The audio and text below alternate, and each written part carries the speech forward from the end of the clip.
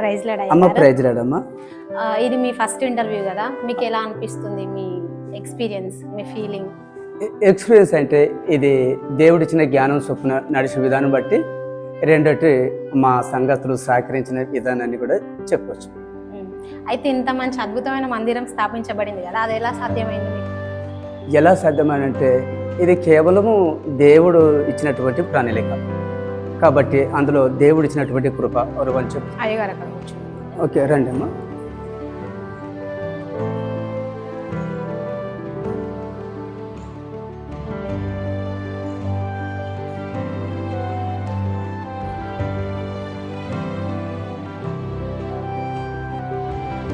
ఇప్పుడు ఇలా ఇక్కడ కూడినందుకే చాలా సంతోషము, దేవునికి స్తోత్రం.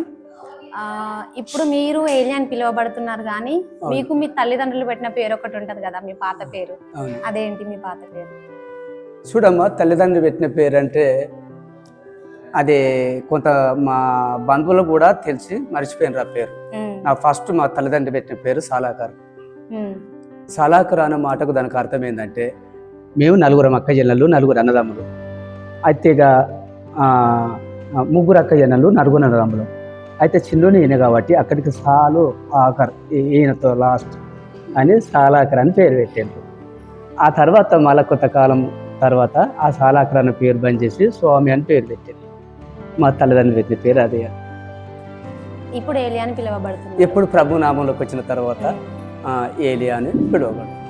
మీరు విశ్వాసిగా ఉన్నప్పుడు మీ పాస్టర్ గారు మీకు ఉండే కదా, అవును. తన పేరేం పేరు? మేము విశ్వాసగా ఉన్నప్పుడు మా పాస్టరు మోజేస్ అని ఉండేది. అయినప్పటికీ తన విషయంలో మేము భయభక్తులు కలిగి ఉండేవారము. అయ్యగారికి మేము అన్ని పలుమార్లు కూడా సహకరించేవారు. బాప్తిసం కూడా బాప్తిసం తన చేత తీసుకున్నాము. ఆ బాప్తిసం కూడా తీసుకున్నాము. అన్ని విషయములుగా ఆయన మాకు ఆత్మీయ తండ్రిగా ఉన్నాడు కాబట్టి అన్ని విషయంలో ఆయనకు మేము సపోర్ట్గా ఉండేవారు. మీ కుటుంబ సభ్యులు ఎంతమంది అయ్యగారు? మా కుటుంబ సభ్యులు, మా ఫ్యామిలీ విషయం, మా ఫ్యామిలీ విషయము నాకు ముగ్గురు అబ్బాయిలు, ఒక అమ్మాయి. కాబట్టి ఆ విషయంలో మరి దేవుడు యొక్క దయ వలన వాళ్ళు మంచిగా చదువుకున్నారు. నాకు ముగ్గురు, ఒక అమ్మాయి. ఇప్పుడు మీ కుటుంబంలో మీ బంధువులు కానీ మీ కుటుంబస్తులు కానీ అందరూ విశ్వసించిన దేవుని అందరు నమ్ముతున్నారా? అన్యులు ఎవరైనా ఉన్నారా? మరి మా సొంత ఊరు కిలశాపురం గ్రామంలో మా ఊళ్ళో ఎవరు నమ్మేవారు కాదు. మా యొక్క ఫ్యామిలీ అయితే మొత్తం నేను నమ్మిన, మా అన్నలు కానీ ఎవరు నమ్మలేదు. అక్క చెల్లెలంటే నాకనే చెల్లె ఉంది. చెల్లె మాత్రమే దేవుని అందు విశ్వసించింది. కాకపోతే మా పెద్దన్నయ్య పిల్లలు వాళ్ళు నమ్ముకున్నారు. తర్వాత నా తర్వాత మా చెల్లె కూడా నమ్మింది. ఇంకా వారి కోసం పేరు చేస్తున్నాం. ఎవరి ద్వారా నడిపింపబడ్డారు మీరు దేవునిలో? మేము ఎవరో పిలిస్తే మేము పోయిన వారం కాదు. ఎవరో సువార్త మాకు చెప్తే వాళ్ళను బట్టి మేము దేవుని విశ్వసించిన వారం కాదు. మాకు మేమే విశ్వసించి దేవుడు అంటే ఇంత పనులు చేస్తాడా, దేవుడు అంటే ఇంత అద్భుతాలు ఉంటాయా, దేవుని విషయంలో మంచి ఇలాంటి ఆశ్చర్యమైన కార్యాలు ఉంటాయా అని చెప్పి మాకు మేమే విశ్వాసం జరిగి. మీరు మొదటగా అన్యులుగా ఉన్నప్పుడు దేవుని విశ్వసించక ముందు, నమ్మకం ముందు ఎవరొక్కరి ద్వారా అయితే చెప్తూ ఉంటే వింటారు కదా, మీ కుటుంబంలో సరే బయట సరే, అట్లా ఎవరి ద్వారా నడిపింపబడ్డారు మీరు దేవునిలో? ఎవరి ద్వారా అంటమ్మా, ఫస్ట్ మా కుటుంబంలో మేము దేవుని స్వీకరించడం, దేవుని అందు విశ్వాసం వచ్చడం అంటే మా అమ్మాయి. అప్పుడు ఆమె పేరు తిరుమల నుండే. ఇప్పుడు ప్రభునందు విశ్వసించిన నుంచి లిసియా అని పేరు పెట్టినాము. మరి అంతముందుకు మా పెద్ద కుమారుడు ఆరోగ్యం బాగలేనందున ఆరోగ్యం బాగలేనందున మరి అప్పుడు కూడా మరి పాస్టరమ్మ కానీ లిసి అక్క కానీ అతని కోసం పేరుకు తీసుకుపోవటం, మొత్తం మీద దేవునిలో నడిపించబడ్డామంటే ఆయన బాగలేకపోవటం వల్ల దేవునికి ప్రార్థించుకుంటూ లిసి అక్క ద్వారానే ప్రభునందు విశ్వాసం కలిసి ప్రభులోనికి రావాల్సి వచ్చింది.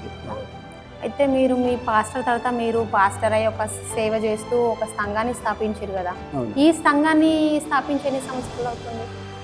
2009 నుంచి మేము స్టార్ట్ చేయటం జరిగింది. 2009 నుంచి మరి ఇంకా కూడా మరి సంఘాన్ని నడిపించాలని దేవుని పిలుపుతో రావాల్సి వచ్చింది.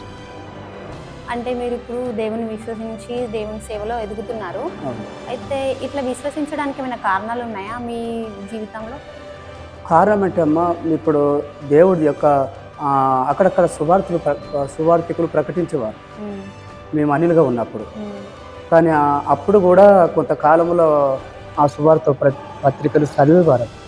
కాబట్టి దేవుడు అంటే ఎలా ఉంటాడా, అంటే ఇంత గొప్ప కార్యాలు జరుగుతాయా అని చెప్పి ఆ విధంగా కూడా లిసియాక ద్వారా కూడా ఈ పత్రికలు చదవటం వల్ల కూడా పెద్ద అబ్బాయి విషయంలో కూడా ఈ 3 విషయాల్లో కూడా మేము ప్రభునందు విశ్వాసం కలిసి దేవునిలోకి రావాల్సి వచ్చింది. అయితే కొంతమంది ఎలా ఉంటారంటే, కొంతమంది వాళ్ళ జీవితంలో ఏదైనా ఒక కార్యం జరుగుతానే దేవుడిని నమ్ముతారు. అంతవరకు అసలు దేవుడిని నమ్మరు. అట్లా మీ విశ్వాసంతో మీరు ముందే దేవుని నమ్మిరా, లేకపోతే ఏదైనా కార్యం జరిగిన తర్వాతనే మీరు దేవుని విశ్వసించారా?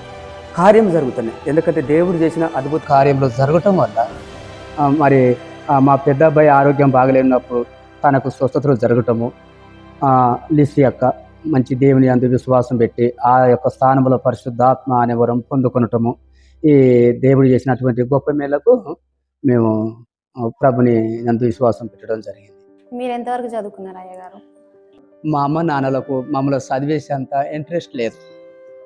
అవును, ఎందుకంటే సోమతి లేదు వారికి అప్పటి కాలంలో. అందుకంటే ఆ చదువు వేయాలని ఆ ఇంట్రెస్ట్ మా అమ్మ నాన్నలకు ఉండేది కాదు. అప్పుడు మాకు గేదెలు ఉండేటివి, ఆ గోదల కాడికి పంపించేవారు. అందుకోసం వల్ల మేము మమ్మల్ని చదవడానికి కొంచెం దూరం అయిపోయి నైట్ స్కూల్ అని ఉండేది. ఆ విషయంలో మేము రాత్రి బళ్ళను చదువుకునేవారము.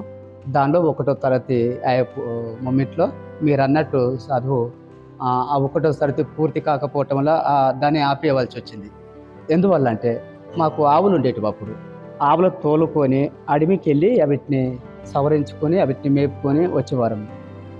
అందు గురించి ఆ మిగతా ఆ 1వ తరగతి కూడా పూర్తి చేయలేకపోయాం. చదువుకోవాలని ఇష్టం ఉండేది, కాకపోతే అమ్మ నాన్న వాళ్ళు అది మానేసి మీరు బయటికి వెళ్ళండి, గొదల కాడికి వెళ్ళండి, వీటిని సవరించాలి, వాటికి నీళ్ళు పెట్టాలి, మాత పెట్టాలి అనే విషయంలో ఆ దృష్టిలో వాళ్ళు ఉండేది. నాకేం చదువుకోవాలన్న ఇష్టం నాకుండేది, కానీ నేను ఆ 1వ తరగతి పూర్తి కాకపోయినా దాన్ని ఆపేయవలసి వచ్చి అమ్మ నాన్న చెప్పిన పనులకు లోబడి వెళ్ళవలసి వచ్చింది. అదే వాళ్ళకి అంత జ్ఞానం లేదు కాబట్టి వాళ్ళకి పని ఒకటే కనిపిస్తూ ఉండేది, పనికి ఎక్కువ ప్రాధాన్యత ఇచ్చేవాడిని. అయితే ఇప్పుడు మీకు చదువు ఎక్కువ చదువుకోలేదు, పెద్ద పెద్ద చదువుకోలేదని ఎప్పుడైనా బాధపడ్డారా? అంటే ఎవరైనా చిన్న చూపు చూసారా మిమ్మల్ని? ఎందుకంటే నా తోటి సేవకులు నాకు ఎక్కువ చదువు లేకపోయినా ఎక్కువ నన్ను మంచి ప్రేమిస్తారు. ఇంకా చదువుకుంటే ఇంకా వాళ్ళు ఎంత ప్రేమించేవారో, అంటే ఎలాంటి విషయంలో అయినా కూడా నన్ను అంత ప్రేమిస్తారు. ఇంకా చదువుకుంటే ఇంకెంతో ప్రేమించేవారో, మా అమ్మ నాన్న అప్పుడు చదివేయలేదు కదా అని చెప్పి నాకు కొంచెం గుర్తుకొచ్చినప్పుడు నేను కొంచెం బాధపడిపోతాను. ఇప్పుడు సేవ చేస్తూ ఉంటారు కదా, అవును. ఈ సేవ ఒకటేనా లేకపోతే ఇంకేదన్నా బయట వేరే ఏదైనా చేస్తూ ఉంటారా? అమ్మ, ఎందుకంటే ఇప్పుడు సేవ బయట ఏదన్నా చేస్తానని చెప్పంటే, ఈ సేవ అనే విషయంలో చూస్తే మా సంఘస్థులు ఉన్నారండి. నా సంఘం పిల్లలకి ఎలాంటి ఇబ్బంది కలిగేయొద్దని చెప్పి 1వ తెలుసు 2వ అధ్యాయం 6 వచ్చిన ప్రకారము ఎవరి మీద భారంగా ఉండకూడదని చెప్పి మరి రాత్రి మొగలు కష్టపడి పనిచేసి మీ మధ్యలో సువార్త వాక్యం బోధించుకోమని వాక్యం ఏదైతే ఉందో కొంచెం ఆ ప్రకారం దేవుడిచ్చిన వృత్తి కొంచెం సేవ చేస్తూ మీ పనులు మీరు చేస్తూ చాలా బిజీగా ఉంటారు. కానీ ఎప్పుడైనా సమయం దొరికినప్పుడు మీరు ఏం చేయడానికి ఇష్టపడతారు, ఏం చేస్తూ ఉంటారు? నాకు ఎప్పుడైతే సమయం దొరుకుతుందో ఇది దేవుని కృప అని చెప్పి నేను విశ్వసించి బైబిల్ చదవటం, లేకపోతే అమ్మగారు నేను ప్రార్థన చేయటము, ఇంకా అనేక మంది రోగుల కోసం ప్రార్థన చేయటము. ఎందుకంటే సమయం దొరికినప్పుడు మరి దాన్ని పాటించవలసి ఉంది కాబట్టి అలాంటి సమయం దొరకటం నాకు ఇది దేవుని కృప అనుకొని విశ్వాసాలకు ప్రార్థన చేయటము, మరి ఇంకా కూడా హాస్పిటల్ ఉన్న ప్రతి రోగికి ప్రార్థన చేయటము, ఆ విధంగా జరుగుతాయి. దేవుడు చేసిన కృప ఇది గొప్ప కార్యం నా జీవితంలో అనిపించిందండి. చాలా పెద్దది ఏదనిపించిందంటే, నాకు ఆస్తుపాస్తులు అంతస్తులు ఏమి లేకపోయినా దేవుడు మాకును మా సంఘస్థులకు గొప్ప మందిరం ఇచ్చిందని చెప్పి ఫీల్ అవుతాను అంత. ఎందుకంటే మీరు అనేది వాస్తవం. ఏదానికి మీకు మంచి గొప్ప కార్యం జరిగిందన్నట్టుగా మీరు ఏదైతే అడుగుతున్నారో, నాకు ఏదో కార్ ఇచ్చిండో, లేకపోతే బిల్డింగ్ ఇచ్చిండో, లేకపోతే ఇంకా ఏదో ఇచ్చిండో అని చెప్పి నేను అనుకోను, కానీ దేవుడు మా సంఘం బిడ్డలకు మాకు మంచి మందిరం ఇచ్చిండని చెప్పి సంతోషం. ఇప్పుడైతే సంఘం స్థాపించిరు, సేవ నడుస్తుంది, అంతా బాగానే ఉంది. అంటే ఇప్పుడు అంతకుముందు ఎప్పుడైనా అనుకున్నారా ఇలాంటి ఒక సంఘం స్థాపిస్తా, సంఘం ఏర్పడుతుంది అని? లేదా, మేము ఎప్పుడు అనుకోలేదు. ఇప్పుడు ఎందుకంటే బైబిల్ ఉన్న ప్రకారము దావీదు కూడా నేను ఒకప్పుడు రాజును అవుతానని ఆయన అనుకున్నాడా? కాలేదు. మేము ఎప్పుడు కూడా సేవ చేస్తామని కానీ సంఘం స్థాపిస్తామని చెప్పి మేము అనుకోలేదు. కాకపోతే ఈ యొక్క దేవుని ప్రణాళిక చొప్పున అనుకోని రీతిలో దేవుడు అంచెలంచెలు వెతుకుతూ ఈ విధంగా తీసుకొచ్చినాడు తప్ప మేము ఎప్పుడు కూడా ఊహించుకొని మేము సంఘము స్థాపిస్తామని ఎప్పుడు కూడా మేము అనుకోని రీతిలో దేవుడు ఈ విధంగా తీసుకొని వచ్చి ఉన్నాడు. అయితే ఇప్పుడు దేవుని చిత్త ప్రకారం మీరు సంఘాన్ని స్థాపించి మొదట్లో ఒక సంఘాన్ని ఏర్పరచుకున్నప్పుడు చాలా ఒడిదుడుకులు ఇబ్బందులు వస్తాయి. అంటే బస్తీ వాళ్ళు కానీ అన్యులు కానీ అవునవును వాళ్ళ దగ్గర నుంచి ఏమైనా ఇబ్బందులు ఎదుర్కొన్నారా? అవును, మీరు అన్నట్టు ఈ సేవ విషయంలో సేవ కొన్ని ఇబ్బందులు వచ్చేసి ఉంటాయి. ఎందుకంటే మరి ఇక్కడ వేరే అన్యులైన వారు కానీ కొన్ని బెదిరింపులు, మీరు ఎందుకు సేవ చేస్తున్నారు, మీరు సేవ ఆపేసేయండి అని అకస్మాత్తుగా కొన్ని ఒడిదొడకలు వచ్చి ఉంటాయి. ఈ యొక్క సేవ విషయంలో మీరు ఎందుకు చేస్తున్నారు, మీ సేవ ఆపేసేయండి, మీరు బంద్ చేసేయండి అని చెప్పి అక్కడ చాలా కాలము నన్ను కొంచెం ఇబ్బందులు పెట్టిన రోజులు కూడా ఉన్నాయి.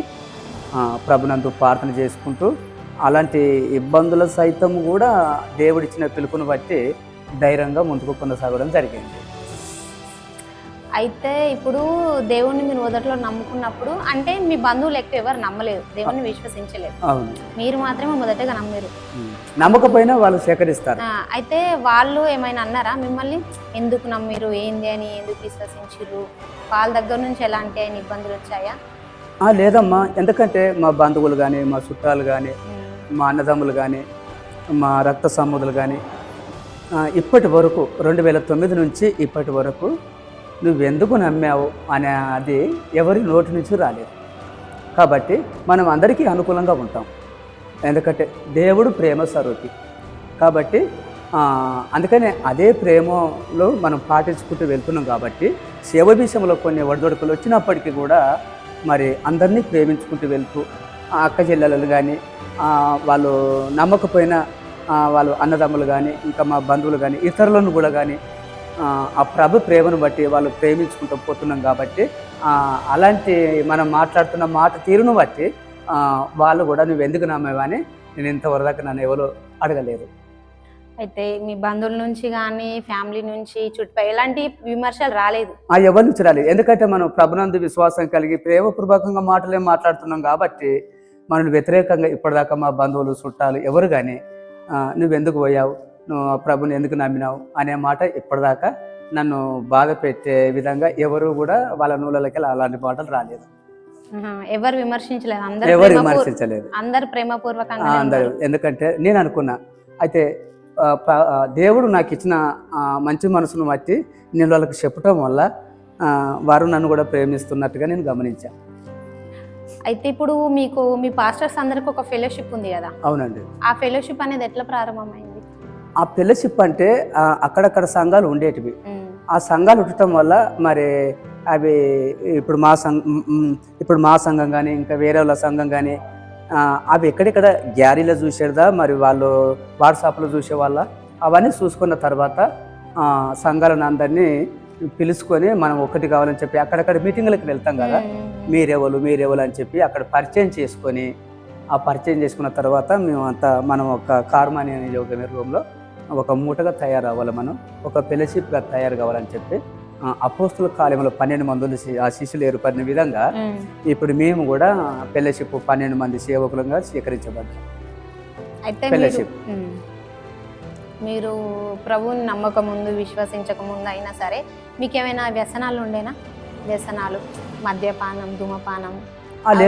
లేదండి. ఎందుకంటే మీరు అన్నట్టు అప్పుడు కూడా మేము ప్రభుని నమ్మక ముందు మా బంధువులు, మా చుట్టాలంతా కళ్ళు కానీ, మత్య పదార్థములు కానీ అవన్నీ వాళ్ళు స్వీకరించేవారు, వాళ్ళు అనుమతించేవారు. కానీ అది అలాంటిది మా చిన్నతనంలోనే మా అమ్మ కానీ, మా నాన్నగారు కానీ వాళ్ళు చెట్టు కాళ్ళు, ఇంకా ఏదో ఆ కాళ్ళు ఈ కాళ్ళు అని చెప్పి నాకు గిలాసులు వంపి నాకు ఇచ్చేవారు. అలాంటి స్థితిలో ఉండి కూడా నేను నా చిన్నతనంలో కూడా నాకు ఈ కాళ్ళు లాంటివి, మత్తు పదార్థాలు లాంటివి నేను తీసుకునేవాడిని కాదు, వాటిని స్వీకరించేవాడిని కాదు. నేను ఆ ప్రభును నమ్మ ముందుకు నుంచే నేను వాటి మీద నాకు అంత ఇష్టపడేవాడిని కాదు. నాకు అవన్నీ కూడా అలాంటివి మీరు అన్నట్టు అవి మీ ముంగట దాయలేను, అలాంటివి మాత్రం ఉండేటివి. కానీ నేను ఎప్పుడైతే ప్రభునామంలోకి వచ్చినో నాకు తాగుతున్నటువంటి సిగరెట్లు కానీ, బీడీలు కానీ అవి అయితే ఏదైతే ఉండేనో అవన్నీ కూడా నేను బంద్ చేసుకున్నాను. చాలామంది నువ్వు సిగరెట్ తాగేది కదా, నువ్వు బీడీలు ఇవన్నీ తాగేది కదా, అది నీకు ఎట్లా సాధ్యం అని చెప్పంటే, అవును మనం మార్చుకుంటే అన్నీ సాధ్యం అని చెప్పేసి ఆ వీటిని కూడా నేను మానేసుకున్నాను. కాబట్టి జ్యోతి రక్షణ మందిరం అనేది గ్రౌండ్ ఫ్లోర్ లో ఉంది. అవునండి. అయితే చాలా మంది ఏమంటారంటే చర్చ్ అనేది గ్రౌండ్ ఫ్లోర్ లో ఉండొద్దు అని కొన్ని విమర్శలు వస్తున్నాయి బయట నుంచి. అవునవును. దాని గురించి మీరు ఏం వివరిస్తారు? అవునండి. అవునండి. మరి దీని గురించి పాల్సన్ రాజయ్య గారితో మాట్లాడడం జరిగింది. మరి దేవుడు ప్రతి చోట్ల ఉంటాడు, అటువంటి భేదభావం ఏమీ ఉండదు. పైగా క్రీస్తు జ్యోతి రక్షణ మందిరం ఇండిపెండెంట్ చర్చ్ కాబట్టి మనకి అనుకూలంగా దీన్ని రెడీ చేయడం జరిగింది. అయితే ఇప్పుడు మీరు పాస్టర్ అయ్యారు, సేవ చేస్తున్నారు, అంతా బానే ఉంది. అయితే ఈ పాస్టర్ అవ్వాలి అనే ఆలోచన మీకే వచ్చిందా, లేకపోతే ఎవరైనా అన్నారా, ఎవరైనా నడిపించారా? ఎవరి వల్ల మీరు సేవ చేద్దాం అనుకుంటున్నారు? ఎందుకంటే పాస్టర్ గా ఉండాలని ఎవరో పాస్టర్ గా చేస్తున్నారని, ఎక్కడో ఎవరో వాళ్ళు సేవ చేస్తున్నారని మనమెందుకు చేయొద్దు అని కాదు. ఎవరో పాస్టర్ అయి ఉన్నారు కదా, మనమెందుకు పాస్టర్గా కావద్దు అని కూడా కాదు. ఇది కేవలం దేవుడు పలుమార్లు మాకు దర్శనం ఇచ్చి తట్టితేనే తప్ప మేము పాస్టర్ అవ్వలేదు. ఎవరో మన పక్క గలిలో ఇంకెక్కడో ప్రాంతాల్లో పాస్టర్గా తయారైనారు కదా, అంటే పాస్టర్ అవ్వడానికి మనం వాళ్ళని కించపరచడానికి కాదు, కానీ మనమైతే అవ్వాలనుకున్నది కాదు. కానీ పలుమార్లు దేవుని యొక్క స్వరమిని దాని ద్వారా మనం రావడం జరిగింది. అయితే మీ అంతటా మీది కాదు అంటారు. అవునండి. అయితే ఈ పలుమార్లు మీకు దర్శనం కలిగింది కదా, ఇలా దర్శనం కలిగి మీకు సేవ చేయమని దేవుడు చెప్పినప్పుడు, అయ్యో ప్రభువా మాకు చదువు మొత్తానికి రాదు అని కాదు, వచ్చు, అంత చదువు లేదు కదా, నేను అందరిలాగా బైబిల్ కాలేజ్ చేసిన వాడిని కాదు కదా, నేను ఎలా సేవ చేయాలి ప్రభువా అని మీరు బాధపడ్డారా, భయపడ్డారా? పలుమార్లు ప్రభు సేవకు పిలుస్తున్నట్టు స్వరముతో వినిపిస్తున్నారు. మరి పలుమార్లు దేవుడు మరి దర్శనాలతో మాట్లాడుతున్నారు. మరి ఎలా సాధ్యం అని చెప్పి మేము ప్రార్థన చేయటం జరిగింది. అటువంటి ప్రభు మరి మీరు పలుమార్లు మనకు సేవకు పిలుస్తున్నారు, మరి స్వరముతో మాట్లాడుతున్నారు, దర్శనమిచ్చి అవి మాట్లాడుతున్నారు, మరి ఇవన్నీ విధాలు చేస్తున్నారు. మరి మేము వాక్యం ఎలా చెప్పగలము? మా చదువు కొద్దిగా ఉన్నంత మాత్రం ఎలా సాధ్యం అవుతుంది అని చెప్పి మేము అర్ధరాత్రి ప్రార్థనలో ఉన్నాను. అర్ధరాత్రి ప్రార్థనలో కూర్చొని నేను ప్రార్థన చేస్తున్నప్పుడు ఆ అర్ధరాత్రిలో నా బైబిల్ పేజీలో ఒక తెల్లని కాపు ఆకాశం నుంచి ఆ కాపు వచ్చి నా పేజీలో చిక్కింది. ఇట్లా అనుకున్నా, ప్రభు నా పరిస్థితి ఏంది, ఎలా చెప్పాలి, నా చదువును బట్టి నాకు ఎలాంటి క్వాలిటీ లేదు కాబట్టి ఏంటని నేను అర్ధరాత్రిలో ప్రార్థనలో కూర్చొని ప్రార్థన చేస్తున్నప్పుడు ఆకాశం నుంచి ఒక తెల్లని వైట్ పేపర్ వచ్చి నా బైబిల్లో చెక్కబడింది. అప్పుడే నేను పేజీలన్నీ వెతుకుతా ఉన్నా, ఇప్పుడు ఇక్కడికి వచ్చిన పేపర్ ఏదని వెతుకుతున్నా. అప్పుడు ఇది ప్రభు ప్రణాళిక అని నేను గమనించాను. ఇప్పుడైతే సంఘం స్థాపించిరు, సేవ నడుస్తుంది, అంతా బాగానే ఉంది. అంటే ఇప్పుడు అంతకుముందు ఎప్పుడైనా అనుకున్నాడా ఇలాంటి ఒక సంఘం స్థాపిస్తా, సంఘం ఏర్పడుతుంది అని? అనుకోలేదు. ఇప్పుడు ఎందుకంటే బైబిల్ ఉన్న ప్రకారము దావీదు కూడా నేను ఒకప్పుడు రాజును అవుతానని ఆయన అనుకున్నాడా? కాలేదు. మేము ఎప్పుడు కూడా సేవ చేస్తామని కానీ సంఘం స్థాపిస్తామని చెప్పి మేము అనుకోలేదు. కాకపోతే యొక్క దేవుని ప్రణాళిక చొప్పున అనుకోని రీతిలో దేవుడు అంచెలంచెలు వెతుకుతూ ఈ విధంగా తీసుకొచ్చినాడు తప్ప మేము ఎప్పుడు కూడా ఊహించుకొని మేము సంఘము స్థాపిస్తామని ఎప్పుడు కూడా మేము అనుకోని రీతిలో దేవుడు ఈ విధంగా తీసుకొని వచ్చి ఉన్నాడు. దేవుని చిత్త ప్రకారం మీరు సంఘాన్ని స్థాపించి మొదట్లో ఒక సంఘాన్ని ఏర్పరచుకున్నప్పుడు చాలా ఒడిదుడుకులు, ఇబ్బందులు వస్తాయి. అంటే బస్తీ వాళ్ళు కానీ అన్యులు కానీ వాళ్ళ దగ్గర నుంచి ఏమైనా ఇబ్బందులు ఎదుర్కొన్నారా? కొన్ని ఇబ్బందులు వచ్చేసి ఉంటాయి. ఎందుకంటే మరి ఇక్కడ వేరే అన్యులైన వారు కానీ కొన్ని బెదిరింపులు, మీరు ఎందుకు సేవ చేస్తున్నారు, మీరు సేవ ఆపేసేయండి అని అకస్మాత్తుగా కొన్ని ఒడిదొడకలు వచ్చి ఉంటాయి. ఈ యొక్క సేవ విషయంలో మీరు ఎందుకు చేస్తున్నారు, మీ సేవ ఆపేసేయండి, మీరు బంద్ చేసేయండి అని చెప్పి అక్కడ చాలా కాలము నన్ను కొంచెం ఇబ్బందులు పెట్టిన రోజులు కూడా ఉన్నాయి. ప్రభునందు ప్రార్థన చేసుకుంటూ అలాంటి ఇబ్బందుల సైతం కూడా దేవుడిచ్చిన పిలుపుని బట్టి ధైర్యంగా ముందుకు కొనసాగడం జరిగింది. అయితే ఇప్పుడు దేవుణ్ణి మీరు మొదట్లో నమ్ముకున్నప్పుడు అంటే విశ్వసించలేదు. అవును, మీరు మాత్రమే మొదటగా నమ్మారు. నమ్మకపోయినా వాళ్ళు సేకరిస్తారు. అయితే వాళ్ళు ఏమైనా అన్నారా మిమ్మల్ని, ఎందుకు నమ్మిరు, ఏంది అని, ఎందుకు విశ్వసించారు? వాళ్ళ దగ్గర నుంచి ఎలాంటి ఇబ్బందులు వచ్చాయా? మా చుట్టాలు కానీ, మా అన్నదమ్ములు కానీ, మా రక్త సంబంధులు కానీ ఇప్పటి వరకు 2009 నుంచి ఇప్పటి వరకు నువ్వెందుకు నమ్మావు అనే అది ఎవరి నోటి నుంచి రాలేదు. కాబట్టి మనం అందరికీ అనుకూలంగా ఉంటాం. ఎందుకంటే దేవుడు ప్రేమ స్వరూపి. కాబట్టి అందుకనే అదే ప్రేమలో మనం పాటించుకుంటూ వెళ్తున్నాం. కాబట్టి సేవ విషయంలో కొన్ని ఒడిదొడుకులు వచ్చినప్పటికీ కూడా మరి అందరినీ ప్రేమించుకుంటూ వెళ్తూ అక్క చెల్లెలు కానీ, వాళ్ళు నమ్మకపోయినా వాళ్ళు అన్నదమ్ములు కానీ, ఇంకా మా బంధువులు కానీ, ఇతరులను కూడా కానీ ఆ ప్రభు ప్రేమను బట్టి వాళ్ళు ప్రేమించుకుంటూ పోతున్నాం. కాబట్టి అలాంటి మనం మాట్లాడుతున్న మాట తీరును బట్టి వాళ్ళు కూడా నువ్వు ఎందుకు నమ్మేవా అని నేను ఇంతవరకు నన్ను ఎవరో అడగలేదు. ఎలాంటి విమర్శలు రాలేదు, ఎవరి నుంచి రాలేదు. ఎందుకంటే మనం ప్రభునందు విశ్వాసం కలిగి ప్రేమపూర్వకంగా మాటలే మాట్లాడుతున్నాం. కాబట్టి ఇప్పటిదాకా మా బంధువులు చుట్టాలు ఎవరు కానీ నువ్వెందుకు పోయావు, ప్రభుని ఎందుకు నమ్మినావు అనే మాట ఇప్పటిదాకా నన్ను బాధ పెట్టే విధంగా ఎవరు కూడా వాళ్ళ నూళ్ళకి అలాంటి మాటలు రాలేదు అందరూ. ఎందుకంటే నేను అనుకున్నా అయితే నువ్వు వచ్చి నేను వాళ్ళకి చెప్పటం వల్ల వారు నన్ను కూడా ప్రేమిస్తున్నట్టుగా నేను గమనించాను. అయితే అనేది ఎట్లా ప్రారంభమైంది? ఆ ఫెలోషిప్ అంటే అక్కడక్కడ ఎక్కడెక్కడ గ్యారీలో చూసేదా, మరి వాళ్ళు వాట్సాప్లో చూసే వాళ్ళ అవన్నీ చూసుకున్న తర్వాత సంఘాలను అందరినీ పిలుచుకొని మనం ఒకటి కావాలని చెప్పి అక్కడక్కడ మీటింగ్లకు వెళ్తాం కదా, మీరెవరు అని చెప్పి అక్కడ పరిచయం చేసుకొని ఆ పరిచయం చేసుకున్న తర్వాత మనం ఒక కార్మాని అనే యోగ రూమ్లో ఒక మూటగా తయారవ్వాలి, మనం ఒక ఫెలోషిప్గా తయారు కావాలని చెప్పి అపోస్తుల కాలంలో 12 మంది ఆ శిష్యులు ఏర్పడిన విధంగా ఇప్పుడు మేము కూడా ఫెలోషిప్ 12 మంది సేవకులుగా స్వీకరించబడి. ప్రభువుని నమ్మక ముందు విశ్వసించక ముందు అయినా సరే మీకు ఏమైనా వ్యసనాలు ఉండేనా? అప్పుడు కూడా మేము ప్రభుని నమ్మక ముందు మా బంధువులు మా చుట్టాలంతా కళ్ళు కానీ మత్స్య పదార్థములు కానీ అవన్నీ వాళ్ళు స్వీకరించేవారు, వాళ్ళు అనుమతించేవారు. కానీ అది అలాంటిది మా చిన్నతనంలోనే మా అమ్మ కానీ మా నాన్నగారు కానీ వాళ్ళు చెట్టు కాళ్ళు ఇంకా ఏదో ఆ కాళ్ళు ఈ కాళ్ళు అని చెప్పి నాకు గిలాసులు వంపి నాకు ఇచ్చేవారు. అలాంటి స్థితిలో ఉండి కూడా నేను నా చిన్నతనంలో కూడా నాకు ఈ కాళ్ళు లాంటివి మత్తు పదార్థాలు లాంటివి నేను తీసుకునేవాడిని కాదు. అలాంటివి మీరు అన్నట్టు అవి మేము ముంగట దాయలేను, అలాంటివి మాత్రం ఉండేటివి. కానీ నేను ఎప్పుడైతే ప్రభునామంలోకి వచ్చిందో నాకు తాగుతున్నటువంటి సిగరెట్లు కానీ బీడీలు కానీ అవి అయితే ఏదైతే ఉండేనో అవన్నీ కూడా నేను బంద్ చేసుకున్నాను. బీడీలు అన్నీ తాగేది కదా, అది నీకు ఎట్లా సాధ్యం అని చెప్పంటే అవును మనం మార్చుకుంటే అన్నీ సాధ్యమే అని చెప్పేసి ఆ వీటిని కూడా నేను మానేసుకున్నాను. మన చర్చ్ అనేది ఉంది కదా, క్రీస్తు జ్యోతి రక్షణ మందిరం అనేది గ్రౌండ్ ఫ్లోర్ లో ఉంది. అవునండి. అయితే చాలా మంది ఏమంటారంటే చర్చ్ అనేది గ్రౌండ్ ఫ్లోర్ లో ఉండొద్దు అని కొన్ని విమర్శలు వస్తున్నాయి బయట నుంచి. అవునవును. దాని గురించి మీరు ఏం వివరిస్తారు? చేసినాయి ఈ విషయంలో అవునా కాదా, దీని ప్రణాళిక ఎలాగ ఉందని చెప్పి మేము అక్కడ స్టేషన్ కనుపూర్ సమీపంలో అక్కడ కర్ణపూర్ అనే ఉంటుంది, అక్కడ పెద్ద పాలయ్య అని ప్రవక్త ఉంటాడు. మేము అక్కడ పోయి పెద్ద ఎగర్లు అక్కడ ఉంటారు వాళ్ళు. కాబట్టి వాళ్ళకు పెద్ద ప్రవక్తలు కదా, మంచి పెద్ద విలువ కలిగిన సేవకులు, విదేశాలు తిరిగినటువంటి సేవకులు, వాళ్ళ దగ్గర పోయి మేము వివరాలు అడుచుకున్నాం.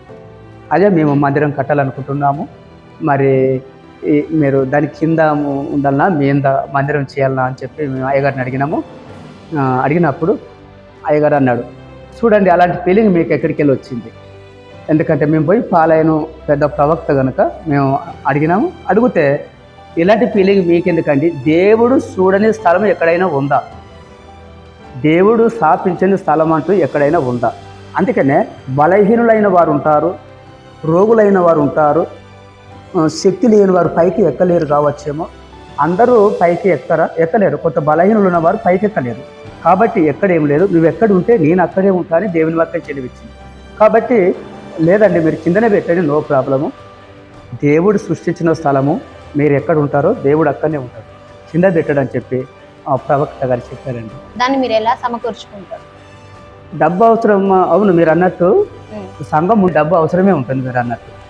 కాబట్టి ఎందుకంటే ఈ డబ్బు అవసరం కానీ సంఘం ముందుకు సాగడం కానీ దీనికి కారణము మా విశ్వాసులేనండి. ఎందుకంటే ఇది చర్చిలో ఏ పనులు జరగాలన్నా మీరు అన్నట్టు డబ్బు అవసరమే ఉంటుంది. క్రిస్మస్ కానీ ఏ పరుసల ఫ్యాన్లు ఏదన్నా కానీ దేవుని మందిరంలో ఏమైనా పనిముట్లు కానీ ఇవన్నీ కావాలంటే మీరు అన్నట్టు డబ్బు అవసరం. దానికి కారణము మా విశ్వాసులే, మా సంఘ బిడ్డలు సహకరిస్తారండి. అంటే మొత్తం మీ సంఘం బిడ్డలే అయ్యగారు, మీరు మీ చిన్నతనంలో ఎలా ఉండేవారు? మా తోటి పిల్లలు ఉండేవారు. నా చిన్నతనంలో నా దోస్తులు అనేవారు ఉండేవారు. కానీ కానీ వాళ్ళతో నేను ఎక్కువ ఉండేవాడిని కాదు. మా అమ్మ నాన్నలు ఏదో ఒక పని చెప్పేవారు, ఏదో ఒక రకమైన పని చెప్పేవారు వాళ్ళు. కాబట్టి మాకు ఆవులు ఉండేటివి, వ్యవసాయ పనులు ఉండేటివి. కాబట్టి మా చిన్నతనంలో నాతోటి పిల్లలు గోళీల ఆట కానీ అవన్నీ ఆట విషయంలో ఆడుకుంటారు. కానీ నాకు అలాంటి ఆటలు ఆడడానికి కూడా నాకు సమయం దొరికేది కాదు. అయ్యగారు, మీరు మీ యవ్వనంలో ఏమైనా క్రీడలు ఆడుతూ ఉండేవాళ్ళ? అంటే ఆడేవాళ్ళం. అప్పుడు కబడ్డీ లాంటివి ఆటల పోటీలు అని పెట్టేవారు. ఆ కబడ్డీ లాంటివి కానీ సిర్రగోని లాంటివి కానీ అక్కడ ఉండేటివి. కానీ ఆ చిన్నతనంలో అయినా కబడ్డీ అనే ఆట పోటీలు అని ఆ పోటీలలో కానీ గెలిచేవాడిని. అలా వాళ్ళు పిలిచేవారు, రమ్మని మా ఇంటికి వచ్చి తీసుకుపోయేవారు. అలాంటి కబడ్డీ లాంటి పోటీలు పెడితే ఆ చిన్నతనంలో అలాంటి ఆటల్లో నేను పాల్గొనేవాడిని. ఆ స్థలాన్ని చూడాలి, సందర్శించాలి అనే ఆలోచన, ఆసక్తి ఏమైనా ఉందా మీకు? కానీ ఎందుకంటే నేను ఒకప్పుడు కూడా బయటికి వెళ్ళాలని చెప్పి కొన్ని వరకు సందర్భంగా బయటికి వెళ్ళాలని చెప్పి నా పాస్పోర్ట్ కూడా తీసాను. బయటికి విదేశాలు వెళ్ళడానికి పాస్పోర్ట్ తీశాను. ఎందుకంటే విదేశాలు వెళ్ళాలి, ఏదో కొంత వర్క్ అక్కడ చేయాలని చెప్పి నేను పాస్పోర్ట్ కూడా తీసుకున్నాను. ఎప్పుడైతే ప్రభునామాలని సేకరించబడ్డాయి, ప్రభునందు విశ్వాసం కలిగి ఉన్నానో ఆ పాస్పోర్ట్ కూడా బంద్ చేసుకున్నాను. బయటికి విదేశాలు వెళ్ళడానికి ఇప్పుడు ఆశ కలిగి ఉంటుంది. ఎందుకంటే నేను వర్క్ గురించి ఆశపడను, కానీ ప్రభు తిరిగినటువంటి రాజ్యాలు, ఆ స్థలాలు, యెరూషలేము కానీ ఐగుప్తు లాంటివి కానీ దేవుడు తిరిగిన స్థలాలు విదేశాలలో ఎక్కడైనా ఉన్నాయి, అవి చూడడానికి ఇష్టపడతా. కానీ అంత అర్హత నాకు లేదేమో. దేవుడి అది కూడా వెళ్ళడానికి దేవుని యొక్క ప్రణాళిక అవసరం అని చెప్పచ్చు. మీకు పనికి పంపించారు, చదువుకి ఆసక్తి చూపించలేదని మీరు అంటే కొద్దో గొప్ప స్కూల్కి వెళ్ళిరా, లేకపోతే మొత్తానికి పనికి పోయిరా? మా అమ్మ నాన్నలు వాళ్ళు పంపించలేరు. స్కూల్ కొంచెం ఇంట్రెస్ట్ పెట్టాను. రాత్రి బళ్ళు అనేటివి ఉండేటివి. అప్పుడు వాళ్ళు ఎంతో శ్రద్ధ పెట్టి మా అమ్మ నాన్నలు నన్ను స్కూల్కి ఏం పంపలేదు. మరి ఆయనతో కూడా మీరు ఎలా నేర్చుకున్నారని మీరు అడిగినట్లు అయితే, అది నేను పిల్లలతో కొంతమంది పిల్లలు రాత్రి బళ్ళు పోయేవారు. అయితే నేను పొద్దంతా అడవికి వెళ్ళి గేదెలను కాసుకొని వచ్చి పశువుల శాలలో తోలేసి ఆ రాత్రి బళ్ళల్లో ఆ పోతున్నటువంటి పిల్లలతో నేను కూడా వారితో కూడి ఆ రాత్రి బళ్ళల్లో వెళ్ళేవాడిని. ఆ విషయంలో నేను ప్రభు నామలో ఈ విధంగా చెప్తున్నాంటే అప్పుడు కూడా దేవుని కృప అని ఇప్పుడు నేను గమనించవచ్చు. అయితే మీరు మొత్తానికి ఆ రాత్రి బళ్ళలోనే చదువుకున్నారు. మీ జన్మస్థలం ఎక్కడ అయ్యగారు? అది రైనత్పల్లి మండల వరంగల్ డిస్టిక్, ఇప్పుడు జనగాం డిస్టిక్ అయింది. అప్పుడు ఆ స్థితిలో వరంగల్ జిల్లా రగనత్పల్లి మండల్ కిలాషాపూర్ గ్రామం అని చెప్పొచ్చు మా స్థానం. మీరు దేవుణ్ణి విశ్వసించినప్పటి నుండి ఇప్పటి వరకు పరిచర్య కోసం మీరు తిరిగినటువంటి స్థలాలు, ప్రదేశాలు ఏమైనా ఉన్నాయా? ఎందుకంటే అక్కడ కొన్ని ప్రేరేపణ వచ్చింది కాబట్టి అక్కడ వెళ్ళి కొన్ని ప్రార్థనలు చేయాలని మాకు ఆ యొక్క ప్రేరేపణ మాకు వెళ్ళాలని వచ్చేసింది. అంటే ఎప్పుడైనా అక్కడ వెళ్ళి అక్కడ మందిరాలు దర్శించి అక్కడ కూడా పేరులో గడపాలని చెప్పి గోవా ప్రాంతానికి మాత్రమే పరిచర్య కోసం వెళ్ళాము. చాలా సంతోషం. మీరు మీ పరిచర్యలో, మీ సేవలో ఎప్పుడైనా మీకు కలిసిపోయినట్టు అనిపించింది? విషయంలో కొంచెం అలసట అనేది ఉంటుంది. ఎందుకంటే ప్రార్థన చేయటం, 4 గంటలకి లేవటం, అనేక ప్రజల కోసం ప్రార్థన చేయటము, నశించిపోయే ఆత్మల గురించి భారం కలిగి ప్రేయర్ చేయటం, ఇంకా సేవ విషయంలో కొంచెం భారం కలిగి కొన్ని అలసట అనేది వచ్చేటివి. ఆ సందర్భంలో పాస్టరమ్మ సహకరించేది. కొంచెం నేను అలసటగా ఉన్నప్పటికీ, మీరు అన్న ప్రకారము అలసటగా ఉన్నప్పటికీ పాస్టరమ్మ సహకరించి ప్రార్థనలో ఇద్దరం కలిసి పాల్గొనేవారం. కొంచెం నేను బలహీనత అయినప్పటికీ పాస్టరమ్మ సహకరించి ఇద్దరం ప్రార్థనలో మేము కొనసాగుతాం. అయితే ఏదైనా ఒక కార్యాన్ని చెయ్యాలన్నా సంఘస్థులు చెప్పారనో వీళ్ళు చెప్పారనో వాళ్ళు చెప్పారని కాకుండా అంటే దేవుని చిత్తానుసారంగానే నడవాలి అని మీరు అనుకుంటారా అయ్యగారు?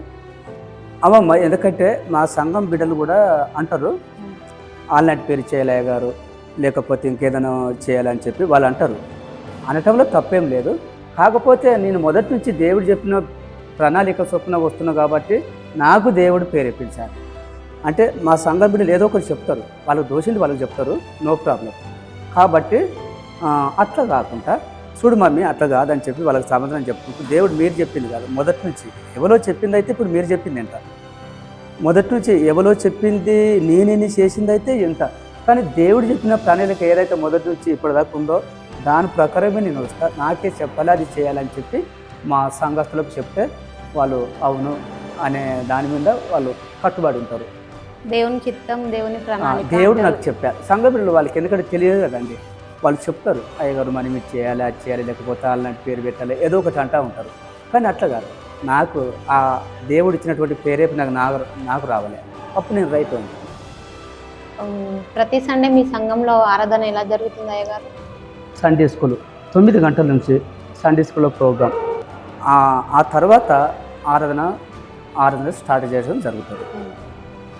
ఏ విధంగా ఇంకా చెప్పాలంటే ఇక్కడ మా సంఘము ఇలాగ బలంగా నడవడానికి కారణం ఏంటంటే మా అబ్బాయి ఉంటాడు ప్రశాంత్ అని, ఆయన సంఘ బిడ్డలంతా ప్రోత్సపరిచి లేడీస్ అయిన జెంట్స్ లేడీస్ అని కాకుండా జెంట్స్ యవనస్తులని కాకుండా అందరూ కలుపుకొని మా అబ్బాయి ఉంటాడు ప్రశాంత్ అని ఈ విధంగా కారణంగా నడుస్తుందని చెప్పంటే మా యొక్క సంఘ బిడ్డలను కలుపుకొని యవనస్తులైన జెంట్స్ యవనస్తులైన లేడీస్ వీళ్ళంతా కలుపుకొని ఒకే రాగము ఒకే కుతికే అనే విధంగా ఒకరికొకరు ప్రోత్సపరుచుకొని ముందుకు ఈ విధంగా నడవడానికి ప్రశాంత్ మా అబ్బాయి కష్టపడి చదువుకొని మరి రాత్రి మగళ్ళు కష్టపడి చదువుకొని మరి ఈ సేవ విషయంలో కూడా ఇంట్రెస్ట్ పెట్టి యవనస్తులు దగ్గరగా ఉండి వాళ్ళు చెల్లెళ్ళు అక్కలు అన్నట్టుగా అంత ప్రేమించి ఈ సంఘాన్ని ప్రోత్సాహపరిచే దేవుడు తనకు మనసు ఇచ్చినాడు కాబట్టి ఆ విధంగా ఈ సంఘం దూసుకెళ్తుంది.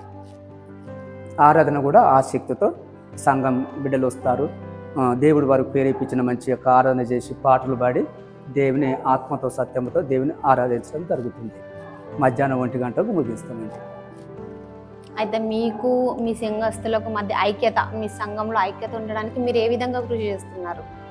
ఐక్యత ఉండడానికి ఏం చెప్పంటే ఇంకా కూడా మరి నేను ఏ విధంగా భావిస్తానంటే మేము కనుక్కునే పిల్లల కంటే నా సంఘం పిల్లలు ఎంతో ప్రేమగా చూస్తాను. దాన్ని బట్టి వాళ్ళు కూడా ఇక్కడ దేవుని అంత ఏ అర్హత లేకపోయినా మరి చదువు కొంచెం అయినప్పటికీ ఏ అర్హత లేకపోయినప్పటికీ దేవుడి యొక్క పిలుపుతోటి ఇప్పటిదాకా ఎవరి మాట వినకున్నట్లుగా దేవుడు చెప్పిన సరవును బట్టే ఆయన చేస్తుడు అనేది మా సంఘ బిడ్డలకు తెలుసు. ఆ ప్రకారం కట్టుబడి ఉంటారు వాళ్ళు, ఆ విధంగా ఈ విధంగా వెళ్ళిపోతున్నారు. అయితే చాలా మందికి ఎలాంటి అపోహ ఉంటుందంటే చర్చికి ప్రభుత్వాల నుంచి డబ్బులు వస్తాయి, ఆర్థికంగా సహాయం వస్తుంది అని వాళ్ళకు ఒక ఆలోచన ఉంటుంది వాళ్ళ మైండ్ లో. అవునండి. అయితే మీ సంఘానికి ప్రభుత్వం ద్వారా కానీ లేకపోతే మరి ఇంకేదేం ద్వారా అయినా కానీ ఆర్థిక సహాయం, డబ్బు అలాంటివి ఏమన్నా సహాయం అందుతున్నాయా? డబ్బు సహకారం ఎక్కడికి వెళ్ళినా వస్తుందా అని చెప్పి ఈ క్వశ్చన్ బాగా అడిగారండి మీరు.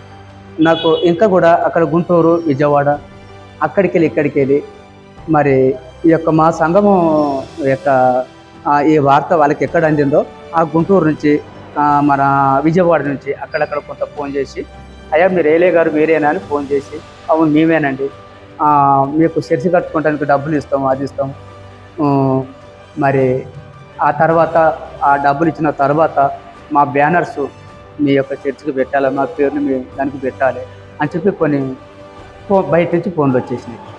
నేను అనుకున్నా లేదండి, ఎందుకంటే మేము ఇలాంటివి ఏం డబ్బులు తీసేసుకోము, మేము దేవుడిచ్చిన కృప చొప్పున ఇండిపెండెంట్గా నేను చేసుకుంటాం అని చెప్పడం జరిగింది. ఎవరి డబ్బు ఇప్పటిదాకా మేము ఆశించలేదండి. అయితే మీకు ఐక్యత, మీ సంఘంలో ఐక్యత ఉండడానికి మీరు ఏ విధంగా కృషి చేస్తున్నారు? ఐక్యత నేను ఏ విధంగా భావిస్తానంటే మేము కనుక్కునే పిల్లల కంటే నా సంఘం పిల్లలు ఎంతో ప్రేమగా చూస్తాను. దాన్ని బట్టి వాళ్ళు కూడా ఇక్కడ దేవుని అంత ఏ అర్హత లేకపోయినా మరి చదువు కొంచెమైనప్పటికీ ఏ అర్హత లేకపోయినప్పటికీ దేవుడి యొక్క పిలుపుతోటి ఇప్పటిదాకా ఎవరి మాట వినకున్నట్లుగా దేవుడు చెప్పిన సరమును బట్టే ఆయన చేస్తుడు అనేది మా సంఘ బిడ్డలకు తెలుసు. ఆ ప్రకారం కట్టుబడి ఉంటారు. అయితే సంఘంలో యూత్ అనేవారు వాళ్ళు ఎలా సహాయపడుతున్నారు? మీ సంఘంలో మీ యొక్క యూత్ ఎలా సహాయపడుతున్నారు? అసలు వాళ్ళ పాత్ర ఏమిటి? యూత్ చాలా యొక్క దేవుని ప్రేరణతో చాలా పనిచేస్తారండి. ఎందుకంటే మా ఫెలోషిప్ కూడా యూత్ను చాలా మెచ్చుకున్నారు. ఎందుకంటే ఎవరో ఆ యూత్ కూడా ఎవరో చేస్తున్న దాన్ని బట్టి చూసిన వాళ్ళు ఏం కాదు. మరి ఎందుకంటే ఆ యూత్ అంతా జమ కావడం అనేది మా కుమారుడు ప్రశాంత్ ఉంటాడు. ఈ యూత్ అనేవాళ్ళు అంత జమ అయ్యి ఇంతగానంగా ప్రభునందు విశ్వాసం కలిగి ఉన్నారంటే మా చిన్న అబ్బాయి ప్రశాంత్ ఉంటాడు. ఆయన వలన ఈ యూత్ అంతా ఫ్రెండ్షిప్గా చేసుకొని మా బంధువులు మా చుట్టాలు అన్నట్టుగా అందరినీ ప్రోత్సపరిచి ఆ విధంగా మరి క్రిస్మస్ వస్తే సహకరించడం కానీ, మరి ఇంకా గుడ్ ఫ్రైడే ఆ విషయంలో సహకరించడం కానీ, ఇంకా దేవుని పనులలో ఇంకా ఎంతైనా కూడా ఇసుకకుండా సాగిపోయడానికి మంచి మనస్తత్వం కలిగి యూత్ అనేది వాళ్ళు ముందుకు పని చేస్తున్నారన్న. అయితే ఇంతకుముందు మీరు చెప్పిన మాటల ప్రకారం చూస్తే మీ సంఘంలో సండే స్కూల్ కూడా మీరు నిర్వహిస్తారు. అవునండి. అయితే వాటి యొక్క సమయం ఏంటి? అసలు ఆ పిల్లల్ని మీరు ఎట్లా ప్రోత్సహిస్తారు? ఈ వయసు నుంచే వాళ్ళని ఏ విధంగా ప్రోత్సహిస్తారు మీరు? ఎందుకంటే చిన్నపిల్లల పైన తల్లిదండ్రులు ఇంట్రెస్ట్ తీసుకోకపోతే రేపన్నాడు దేవుని జ్ఞానం వారికి అందదు. చిన్నపిల్లలు కంపల్సరీ ఎప్పుడైతే వాళ్ళను సండే స్కూల్ పంపిస్తారో వాళ్ళకి మంచి జ్ఞానవంతులు అవుతారు. ఎందుకంటే తల్లిదండ్రులు సన్మానించే వాళ్ళను దేవుని వాక్యం చదివిస్తుంది. నీ తల్లినే కానీ నీ తండ్రినే కానీ ఒకవేళ దూషించిన ఎడల నీ దీపం కారుశిక్కట్లో ఆరిపోతుందని చెప్పి వాక్యం చదివిస్తుంది. అందుకనే రేపు భవిష్య వాళ్ళ టీచర్ భవిష్యలో తల్లిదండ్రులను దూషించకుండా ఉండాలంటే మరి మంచిగా చూసుకోవాలని చెప్పంటే మరి సండే స్కూల్ పిల్లలకు దేవుని కానీ అందించాలి. దేవుని ఈ రోజుల్లో తల్లిదండ్రులు ఏంటో తెలియదు, తల్లి ఏందో తెలియదు. వాళ్ళు ఎందుకంటే కనిపించిన మమ్మీ డాడీ అంటే ఇంట్రెస్ట్ లేదు. ఎందుకు ఇంట్రెస్ట్ లేదంటే దేవుని జ్ఞానం అనేది వాళ్ళకు మరి చెందకపోవటం వల్లనే ఈ రానున్న రోజుల్లో తల్లిదండ్రులు లెక్క చేయరు. అందుకనే తల్లిదండ్రులను ప్రేమించాలంటే వీళ్ళ సండే స్కూల్ నుంచే జ్ఞానం నేర్పించాలి. ఈ సండే స్కూల్కి పంపించాలి. ఈ సండే స్కూల్లో మంచి జ్ఞానం నేర్చుకున్నప్పుడు వాళ్ళకు దైవ జ్ఞానం అనేది వాళ్ళకు బ్రెయిన్లో ఇమిడిపోతుంది. కాబట్టి అది ఎప్పుడు కూడా తల్లిదండ్రులు వాళ్ళని చిన్న చూపు చూడరు. అది దేవుని జ్ఞానం పిల్లలు అందుకోవాలంటే సండే స్కూల్ అనేది పాటించాలి. అలాంటి యొక్క సండే స్కూల్ పెట్టాలని మా యొక్క ఆసక్తి. కాబట్టి అందుకే ఈ తల్లిదండ్రులకు ఇంట్రెస్ట్ కలిగి సండే స్కూల్ పోవాలంటే తల్లిదండ్రులకు ఇంట్రెస్ట్ ఉండాలి. అందుకని మంచి జ్ఞానమును నేర్చుకొని రేపు భవిష్యత్తు మరి అనేక వారి మధ్యలో కూడా దేవుని ప్రేమ చూపించుకుంటూ ముందుకు కొనసాగే అవకాశాలు వాళ్ళకు ఉంటాయి. అందుకని సండే స్కూల్ అనేదాన్ని చాలా ప్రాముఖ్యమైన విషయం, చాలా మంచి విషయం. అయితే ఏదైనా చిన్నతనం నుంచే నేర్పించాలి. చిన్నతనం, ఎందుకంటే వాళ్ళు చిన్నతనంగా దేవుని జ్ఞానం వాళ్ళకి అందియలేదనుకోండి రేపన్నారు ఎవరు లెక్క చేయరు వాళ్ళు. ఎందుకంటే దేవుని పిల్లలు అనడానికి కూడా రుజువు ఉండదు. అందుకే ఈ సండే స్కూల్ పిల్లలను పంపించాలి. ఆ పిల్లల్ని చిన్నతనం నుంచే వాళ్ళు దేవుని జ్ఞానం అందిస్తే రేపు పెరిగి పెద్దవారు అయినప్పుడు వాళ్ళు తల్లిదండ్రులే కాకుండా అందరినీ ప్రేమించే గుణ లక్షణాలు వాళ్ళకు ఉంటాయి.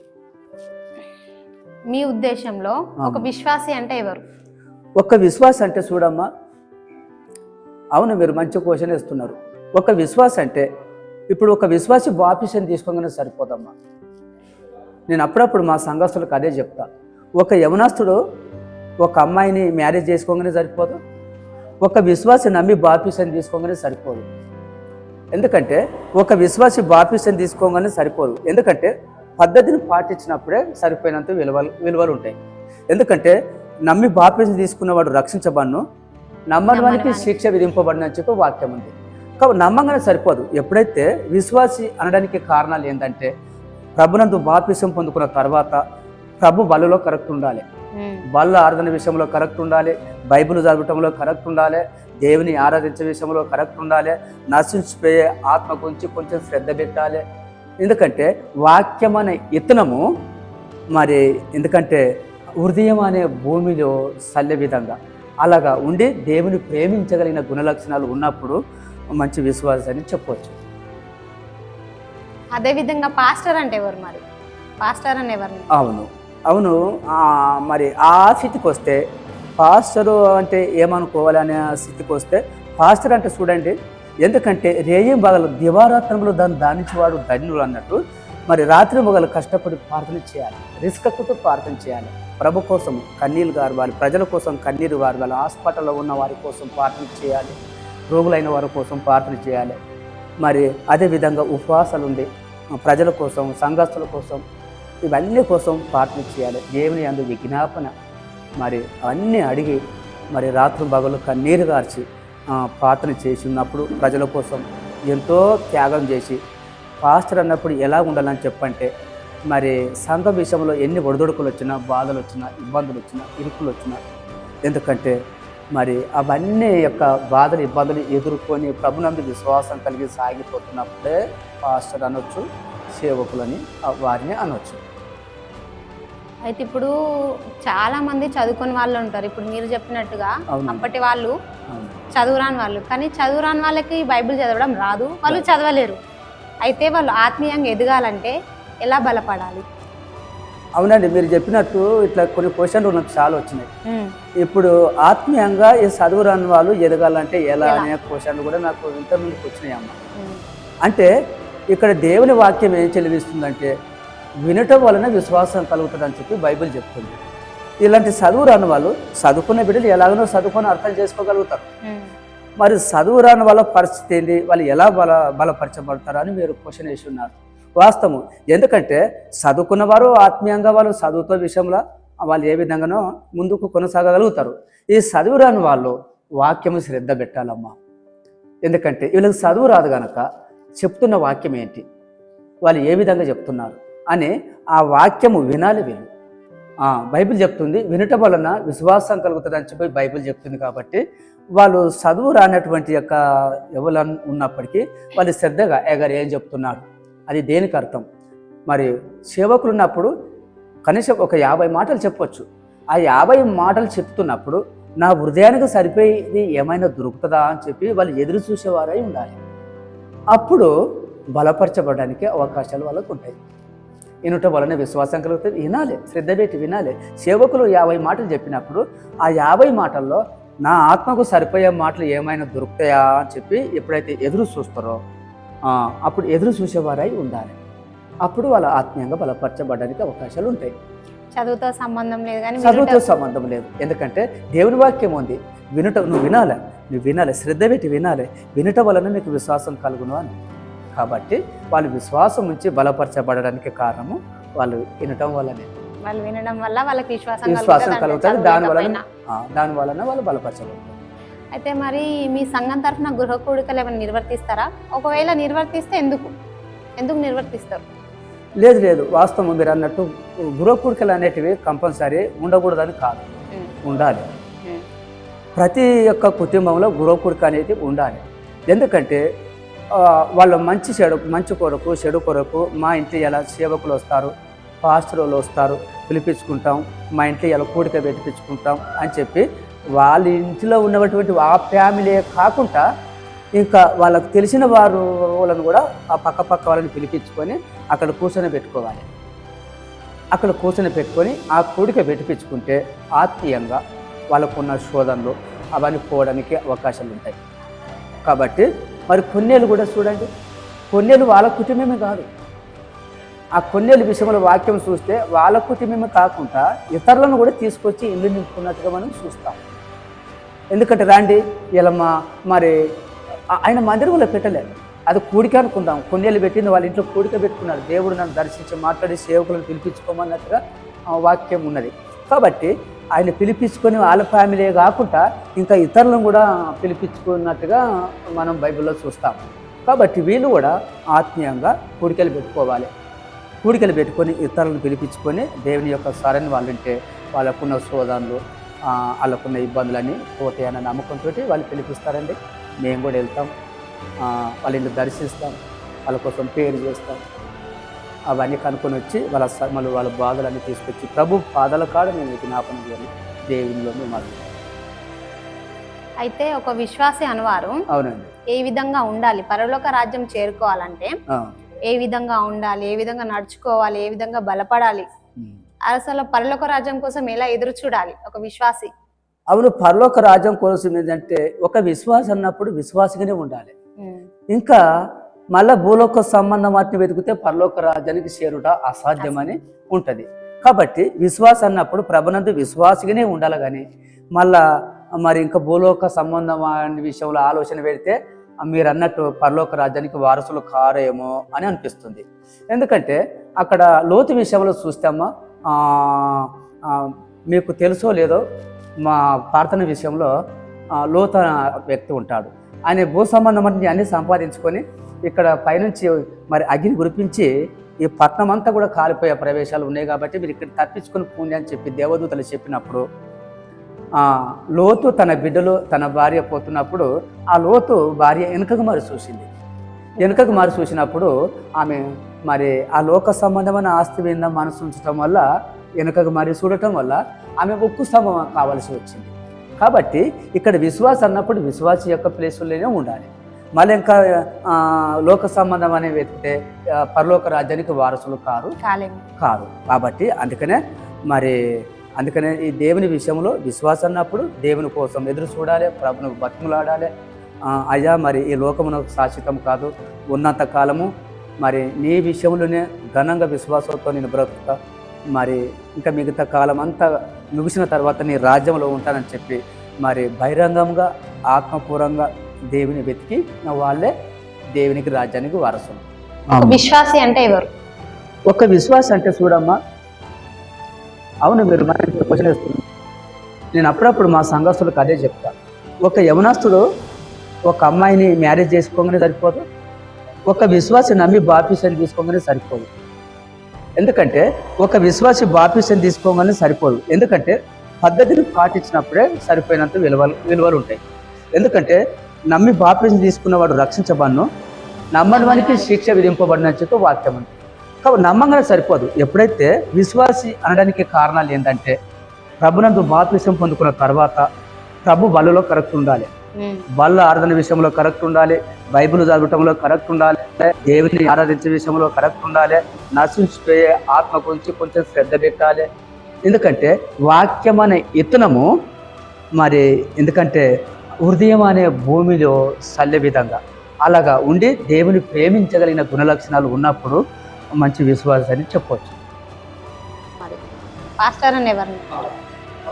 పాస్టరు అంటే ఏమనుకోవాలి అనే స్థితికి వస్తే, పాస్టర్ అంటే చూడండి, ఎందుకంటే రేయం బగలు దివారాత్రంలో దాన్ని దానించేవాడు ధన్యులు అన్నట్టు మరి రాత్రి మొగలు కష్టపడి ప్రార్థన చేయాలి, రిస్కక్కుతో ప్రార్థన చేయాలి, ప్రభు కోసం కన్నీరు గారవాలి, ప్రజల కోసం కన్నీరు గారవాలి, హాస్పిటల్లో ఉన్న వారి కోసం ప్రార్థన చేయాలి, రోగులైన వారి కోసం ప్రార్థన చేయాలి.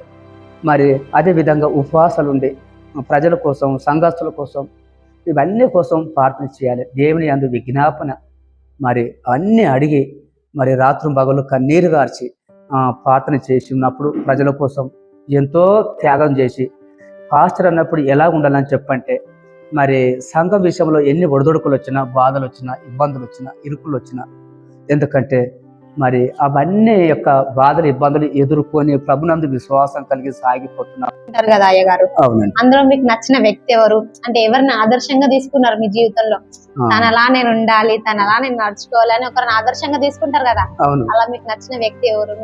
మాకు ఉండాలి, ఆయనలా ఉండాలని చెప్పంటే ఏ రోజుల్లో బట్టి చూస్తే మరి ఏసేపు అయితే చాలా దేవుని వైపు కనిపెట్టున్నట్టుగా మనం చూస్తాం.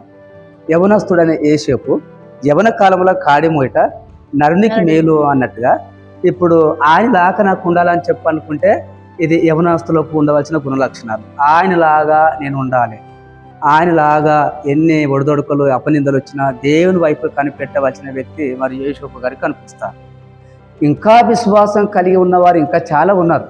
మనకు నచ్చిన వారంటే ఒక్కరని చెప్పుకుంటా మరి అట్లా అనుకుంటే మమ్మల్ని అగ్ని గుండములు వేసి మమ్మల్ని చంపినా సరే మేము అక్కడ మొక్కము అని శద్రకు మేషకు అభినదగిన వారు కూడా మరి చూడండి. ఎందుకంటే ఇలా మంటలో ఎవరైతే అగ్నిగుండంలో వేస్తున్న వారే వాళ్ళు చనిపోయినట్టుగా చూస్తాం. మరి అందులో వడిన వారి సంగతి ఏంటి? వాళ్ళు కూడా మరి దేవుని అందు విశ్వాసం పెట్టి మేము చచ్చినా సరే మేము మాత్రం అక్కడ స్వీకరించము అని గట్టి విశ్వాసంతో ఉన్నారు. ఇంకా మరి ఈ రకాల చూస్తే ఇక్కడ మరి నీ కుమారుడైన ఇసాకును బలి అర్పించు అన్నప్పుడైతే నీ సేవ లేకున్నా పర్వాలేదు, నీతో సంబంధం లేకున్నా పర్వాలేదు, నా కుమారుడైన మరి అక్కడ ఇసాకు నేను బలి అర్పించను అనే విధంగా ఆయన లేడు, కానీ అవును అని లోబడ్డట్టుగా మనం చూస్తాం.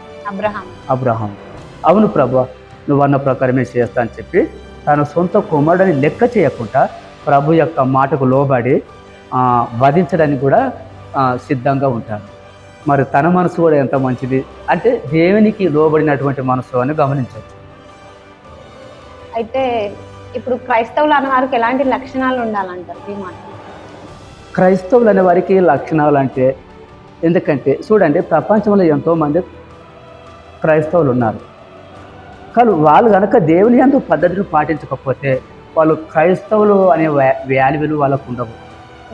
ఎందుకంటే క్రైస్తవులకు ప్రపంచంలో ఉన్నటువంటి క్రైస్తవులకు ఎలా ఉండాలి, ఎలాంటి గుణలక్షణాలు కలిగి ఉండాలని చెప్పంటే, ఎందుకంటే క్రైస్తవులుగా ఉండి అన్యుల మధ్యలో అవమానాల పాలు కాకున్నట్టుగా చూసుకోవాలి, వాళ్ళ మనసుకు అది రావాలి.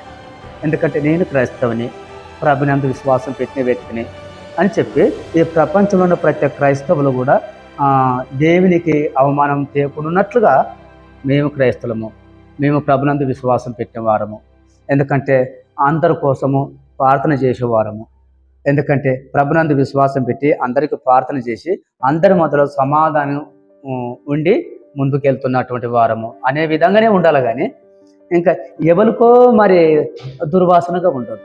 క్రైస్తవులుగానే ఉండాలి, కానీ క్రైస్తవులు సువాసనగా ఉంటే చెప్పలేదు, పర్వాలేదు.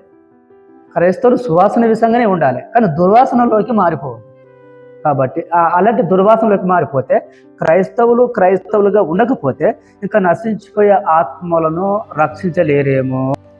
అయితే ఇప్పుడు మీ సంఘానికి క్రీస్తు జ్యోతి రక్షణ మందిరం అని పేరు ఉంది కదా? అవునండి. ఈ క్రీస్తు జ్యోతి రక్షణ మందిరం అనే ఆ పేరు మాత్రం పెట్టడానికి ఏమైనా కారణాలు ఉన్నాయా? ఉన్నాయి. ఏ కారణాలు ఎందుకు ఉన్నాయని చెప్పంటే, ఇప్పుడు అవి ఎవరిని అడిగి పెట్టాలి అనేది రాలేదు ఆ పేరు. ఎప్పుడు ఇంకెవరన్నా సేవకులను అడిగి పెట్టాలన్నా, ఎవరైనా తెలిసిన వారిని అడిగి పెట్టాలన్నా అని కూడా ఆలోచన రాలే మాకు. ఎందుకంటే మేము ఏ పేరు పెట్టాలో అనుకుని మేము ప్రభు నామమున ప్రార్థన చేయడం జరిగింది. కానీ దేవుడిచ్చిన మాకు పేరు ఎప్పుడైందని చెప్పంటే క్రీస్తు జ్యోతి రక్షణ మందిరం అని చెప్పి మా ప్రార్థనలో గుర్తొచ్చింది. కాబట్టి ఇది దేవుని ప్రణాళిక ఉంటుంది అని చెప్పి మేము అందుకే ఆ క్రీస్తు జ్యోతి రక్షణ మందిరం అని పెట్టవలసి వచ్చిందమ్మా. అయితే ఇది కూడా దేవుని ప్రేరేపణ, ఇది దేవుని చిత్తమే అనుకుని దేవుని అడిగినాం ఏం పెట్టాలి అంటే జ్యోతి అంటే ప్రతి ఒక్కరూ దాన్ని యూజ్ చేసుకుంటారు. ఆ క్రీస్తు జ్యోతి అనే దానికి ఎవరైనా యూజ్ చేసుకోవచ్చు. ఇక మిగతా మీనింగ్ కూడా ఏం పెట్టాలి దాని తర్వాత ఇంకా ఎన్నో రకరకాల మిషన్లు ఉంటాయి, మరి ఇంకా రకరకాలైన పేర్లు ఉంటాయి. ఇంకా ఏం పేరు పెట్టాలంటే దేవుడు మాకు ఇచ్చిన ఆ యొక్క ప్రార్థన ద్వారా దర్శనం ద్వారా పేరు ఏంటంటే క్రీస్తు జ్యోతి రక్షణ మందిరం అనే యొక్క ఆ సరం అన్నట్టుగా మాకు వినిపిస్తే ఆ పేరేపనతోటి అది పెట్టవలసి వచ్చింది. అయితే మీ చర్చి యొక్క లోగో ఉంది కదా, లోగో. అవునండి. దాని యొక్క ప్రత్యేకత ఏంటి, వివరణ? దాని ప్రత్యేకత అంటే ఎప్పుడైతే దాని మీద వెలుగు లెక్క కనిపిస్తుందో అది తండ్రికి సాదృశ్యమై ఉంటుంది. ఆ ఎక్కడైతే వెలుగు లెక్క అవుతుందో ఆ వెలుగు అనేది సాదృశ్యం తండ్రికి సాదృశ్యము, ఆ శిల్వ రూపంలో ఉన్నది కుమారునికి సాదృశ్యము, ఇంకా ఈ మిగతాది ఈ రెక్కలది పరిశుద్ధాత్మకు అది సాదృశ్యమై ఉంది అని మేము దాన్ని చేయడం జరిగింది. తండ్రి కుమార పరిశుద్ధాత్మ అని అది కూడా మాకు ఇచ్చినటువంటి పేరును బట్టి చేయడం జరిగింది. అయితే యేసుక్రీస్తు రెండవ రాకడ ఉంది కదా మనకి. అవునండి. ఈ రెండవ రాకడ గురించి మీరు మీ సంఘస్థులను ఏ విధంగా సిద్ధపరుస్తున్నారు, ఏ విధంగా బలపరుస్తున్నారు? రెండవ రాకడ కంటే ఇప్పుడు ఎందుకంటే ప్రభు వైపు ఏబు కాలంలో చూస్తే నేను సచ్చినా సరే నేను ఆయన కొరకే కనిపెట్టుకుంటా అనే ఒక వాక్యం ఉంది. కాబట్టి మనం మా యొక్క సంఘస్థులు కూడా ఆ ప్రభు రాకట కొరకు, ఎందుకంటే ఇదిగో నేను త్వరగా వస్తున్నానని చెప్పి మా పిల్లలు చదువుతూ ఉంటారు, మా సంఘస్థులు చదువుతూ ఉంటారు దేవుడు. ఎందుకంటే నా రాకడ సమీపంలో ఉంది, నేను దొంగ వలె వచ్చేదాను అని చెప్పి మా పిల్లలు బైబిల్ చదువుతారు మా సంఘస్థులు. కాబట్టి దాని అంత విశ్వాసం వచ్చి వాళ్ళ అంతరంగరమిలి కనిపెట్టుకుంటూ ప్రార్థన విషయంలో కానీ వాక్యం విషయంలో కానీ దేవుని ఆరాధించిన విషయంలో కానీ ప్రభు దొంగ వలె వస్తాడట ఆ విషయంలో మనం అత్య ఆసక్తి ఉండాలని ఆ ఉద్దేశం కలిగి మా సంఘస్థులు చాలా కనిపెట్టుకొని పరిగెత్తడానికి ఆ ప్రయాసపడడానికి సిద్ధంగా ఉన్నారు. ఈ యొక్క యూత్ కి మీరు ఏం మెసేజ్ ఇవ్వాలనుకుంటారు? ప్రతి ఒక్క యూత్ కి. అవును, ప్రతి ఒక్క యూత్ అని చెప్పంటే నేను ఫస్ట్ శనివారం రాత్రి దేవుని అడుగుతా, ప్రభా రేపు సండే ఆరాధనలో ఏం చెప్పాలి, ఎందుకంటే అక్కడ ఏం చెప్తారు, ఎందుకంటే మొదటి నుంచి ఇప్పటిదాకా ప్రేరేపణతో వచ్చినటువంటి పనులు ఇవి. కాబట్టి రేపు ఏమి చెప్పాలనో ఒక్కొక్కప్పుడు నా సొంత తలంపుతో రాసుకుని ఏదైతే నేను వస్తానో అది కాకుండా నేను ఎప్పుడైతే స్టేజ్ మీదకి వస్తానో అలా మళ్ళీ మారిపోయిపోతుంది. ఎందుకంటే ఏంది ఇట్లా నేను చెప్పేది ఒకటి చెప్పాలనుకున్నా, ఏ వాక్యం తీయాలనుకుని యవనస్తులకు మరి ఒక మెసేజ్ చెప్పాలనుకున్నా, మరి ఇప్పుడు మళ్ళీ ఇంకొక దాంట్లోకి పోతున్నాను చెప్పంటే ఇది దేవునికి అవసరం లేదేమో అని చెప్పి మళ్ళీ దేవుడు ఏది ప్రేరేపిస్తే ఆ వాక్యమే మా యువతకు నేను 31 జనవరి రోజు మీరు ఒక క్విజ్ కండక్ట్ చేయడం జరిగింది కదా పాస్టర్ గారు, దాంట్లో మీ చర్చికే మొదటి బహుమానం రావడం జరిగింది. దీనిపై మీ స్పందన ఏమిటి? రోజు కూడా మా ఫెలోషిప్ మా సేవకులు కూడా, నా తోటి సేవకులు కూడా వీళ్ళు ఇది సాధ్యమా, వీళ్ళు ఎందుకు ఇట్లా చేస్తున్నారు అన్నట్టుగా వాళ్ళ మనసులో అనుకున్నారు. కానీ ఆ రోజు మరి వాళ్ళ మధ్యలో మనం గెలుపొందటం అనేది చాలా మాకు సంతోషం అనిపించింది. మా సంఘస్థులు కూడా చాలా ఇంట్రెస్ట్ కలిగి, మరి ఎందుకంటే అది మా సంఘం నుంచే వాళ్ళకు పిలుపునిచ్చినాం. మరి ఆ విధంగా ఆ రోజు జరగాలని చెప్పి మరి ఆ 12 సంఘాలకు కూడా లెటర్ ప్యాడ్ ద్వారా వాళ్ళకి తెలియజేసి, వాట్సాపే కాకుండా లెటర్ ప్యాడ్ ద్వారా వాళ్ళకి తెలియజేసి ఆ విధంగా చెప్పడం జరిగింది. మరి ఆ విధంగానైతే చూస్తే మరి మా సంఘస్థులు చాలా భారం కలిగి ఉన్నారు. ఎందుకంటే ఏ అర్హత లేని మనమే అందరిలో చిన్న వాళ్ళము. మరి అక్కడ మా సంఘస్థులు నా వైపు కనిపెట్టి మరి మా సేవకుని మరి గెలిపించే విధంగా మనం ఇంట్రెస్ట్ కలిగి ఉండాలని చెప్పి వాళ్ళు ఎంత భారం కలిగే మా సంఘస్థులు మరి ఆ షీట్స్లో మరి గెలపొట్టడం, ఆ ఘన విజయం జరగటం చాలా సంతోషం అనిపించింది మాకు. ఎందుకంటే అలా జరగటం మా సంఘస్థులు చాలా ఇంట్రెస్ట్, అంటే మరీ ఇంట్రెస్ట్ కలిగి భారం తీసుకొని చేయటం వల్ల దేవుడు కృప చూపి ఆ విధంగా జరగటం జరిగింది.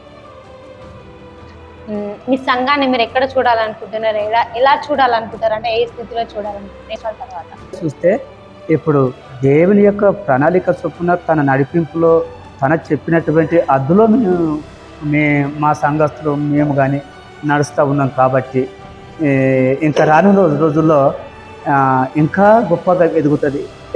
ఎందుకు మాకు వాళ్ళకి నమ్మకం ఉందంటే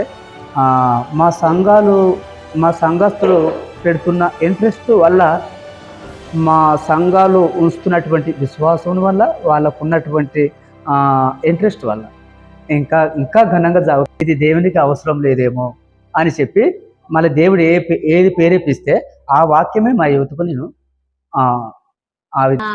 జనవరి 31 రోజు కార్వన్ యూత్ ఫెలోషిప్ స్థాపించబడింది కదా, ప్రారంభించింది కదా. అవునండి. అయితే ఇది రాను ఏ విధంగా సహాయకరంగా ఉండబోతుంది అందరికి, యూత్ అందరికి? అయితే ఇప్పుడు మా యొక్క ఫెలోషిప్ అని చెప్పంటే మా యూత్ మొన్న జరిగింది మీరు అన్నట్టు.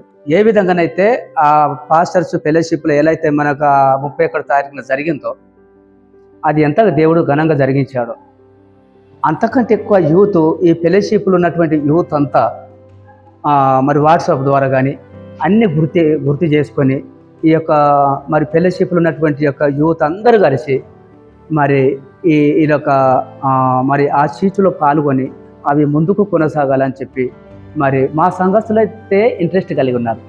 ఏమని ఇంట్రెస్ట్ కలిగినారు అంటే ఈ యొక్క ఫెలోషిప్లో ఉన్నటువంటి యూత్ అంతా కలిసి ఒక మూటగా జమ అయిపోయి వాళ్ళకు కూడా ఈ లైన్లకు దేవాలని చెప్పి మా సంఘస్థులు చాలా ఇంట్రెస్ట్తో ఉన్నారమ్మ. మరి ఆ ఫెలోషిప్ కూడా సంతోషపడ్డారు. మంచిది అయ్యగారు, మీ యొక్క యూత్ కానీ మీ సంఘస్థులు కానీ ఇలాంటి శ్రద్ధ తీసుకొని ఆ లైన్లో ఉన్నారంటే ఇది మాకు కూడా నచ్చింది అని బైబిల్ ఫీస్ట్లో కూడా వచ్చేసిండ్రు వాళ్ళు. రెండోటి, ఇప్పుడు ఫెలోషిప్లో ఉన్న విశ్వాసులంతా ఆ యూత్ అంతా కలిసి కూడా ఆ యూత్కు మొత్తం నీ సంఘం నా సంఘం అని కాకుండా ఈ ఫెలోషిప్లో ఉన్నటువంటి యూత్ అంతా కలిసి కూడా మరి ఆ ప్రోగ్రాంలో మరి మంచిగా జమ అయిపోయి ఆ ముందుకు కొనసాగుట కొరకు మా సంఘం ముందుకు ప్రయత్నిస్తున్నారు. చాలా మంది ఏమంటారంటే మీ క్రైస్తవులకి క్రిస్టమస్, ఈస్టర్ పండుగలు మాత్రమే అంటారు. దీని గురించి మీ వివరణ ఏంటి? ఇంకా ప్రభు విషయంలో చూస్తే ఇంకా రకరకాలైన పండుగలు ఉంటాయి. కానీ ముఖ్యంగా అయితే క్రిస్మస్ జరపడానికి దేవుడు అవకాశం ఇచ్చిన ప్రపంచ యావత్తుల్లో నీ దేశం ఆ దేశం ఈ దేశం అని కాకుండా ప్రపంచ యావత్తులో కూడా క్రిస్మస్ జరపడానికి ప్రతి దేశంలో ఈ దేశాలు కూడా క్రిస్మస్ జరపడానికి అవకాశాలు ఉంటాయి. మరి ఈస్టర్ జరపడానికి కూడా అవకాశాలు ఉంటాయి.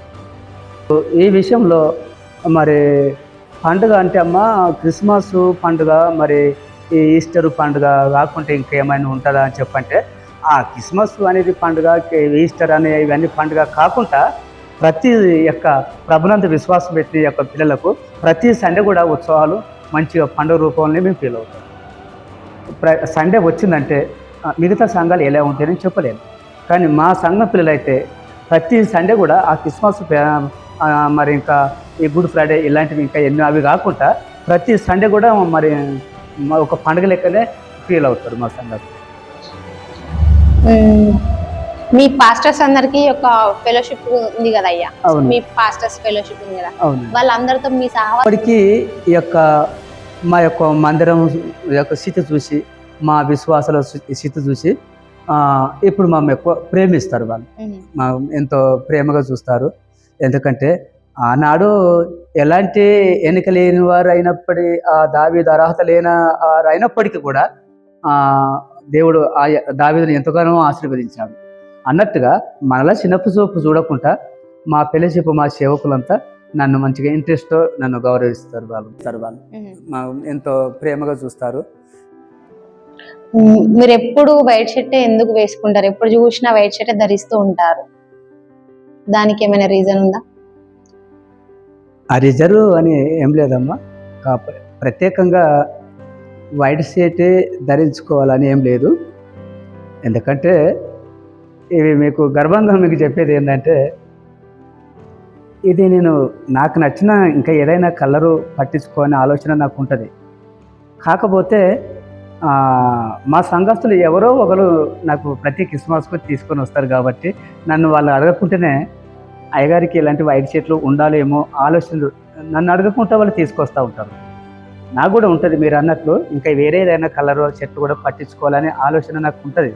కాబట్టి నాకు తెలియకుండానే ఆ క్రిస్మస్కు మా విశ్వాసులల్లో ఎవరో ఒకరు ఇద్దరు ఇలాంటి వైట్ షర్ట్లు తీసుకొని వస్తారు కాబట్టి ఇక అవి ధరించుకోక తప్పదన్నట్టుగా అవి వేయడం జరుగుతుంది. ఎప్పుడు చూసినా మీరు చాలా యాక్టివ్గా కనిపిస్తూ ఉంటారు, ఉల్లాసంగా ఉత్సాహంగా కనిపిస్తూ ఉంటారు. దానికి ఏమైనా కారణం ఉందా? దాని వెనకాల గల కారణం ఉందండి. మీరు అంటే దాని వెనకాల కారణం ఉంది. ఎందుకంటే ప్రభువును స్వీకరించిన తర్వాత ఇంకా మన లోక సంబంధమైన ఆలోచనలు పెట్టకుండానట్లుగా దేవుని అందు ధైర్యం కలిగి ఉండవాలని చెప్పి అప్పుడప్పుడు మన వాక్యం ఉంటాం. ప్రతి విషయంలో బైబిల్లో ధైర్యం ధైర్యం ధైర్యం అని పలుమార్లు చూస్తూ ఉంటాం.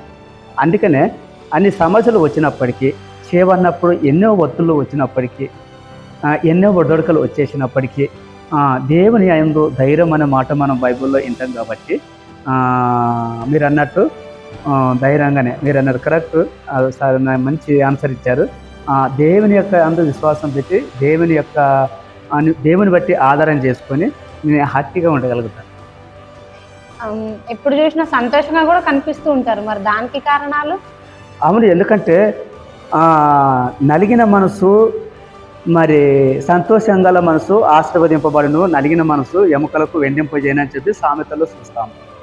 కాబట్టి అది మనకు గుర్తు చేస్తుంది. కాబట్టి ప్రభునందు మన విశ్వాసం కలిగి ఉన్నప్పుడు మనం హ్యాపీగా ఉండడానికి కారణం అదే, సంతోషంగా ఉండడానికి దేవుని యొక్క ప్రణాళిక.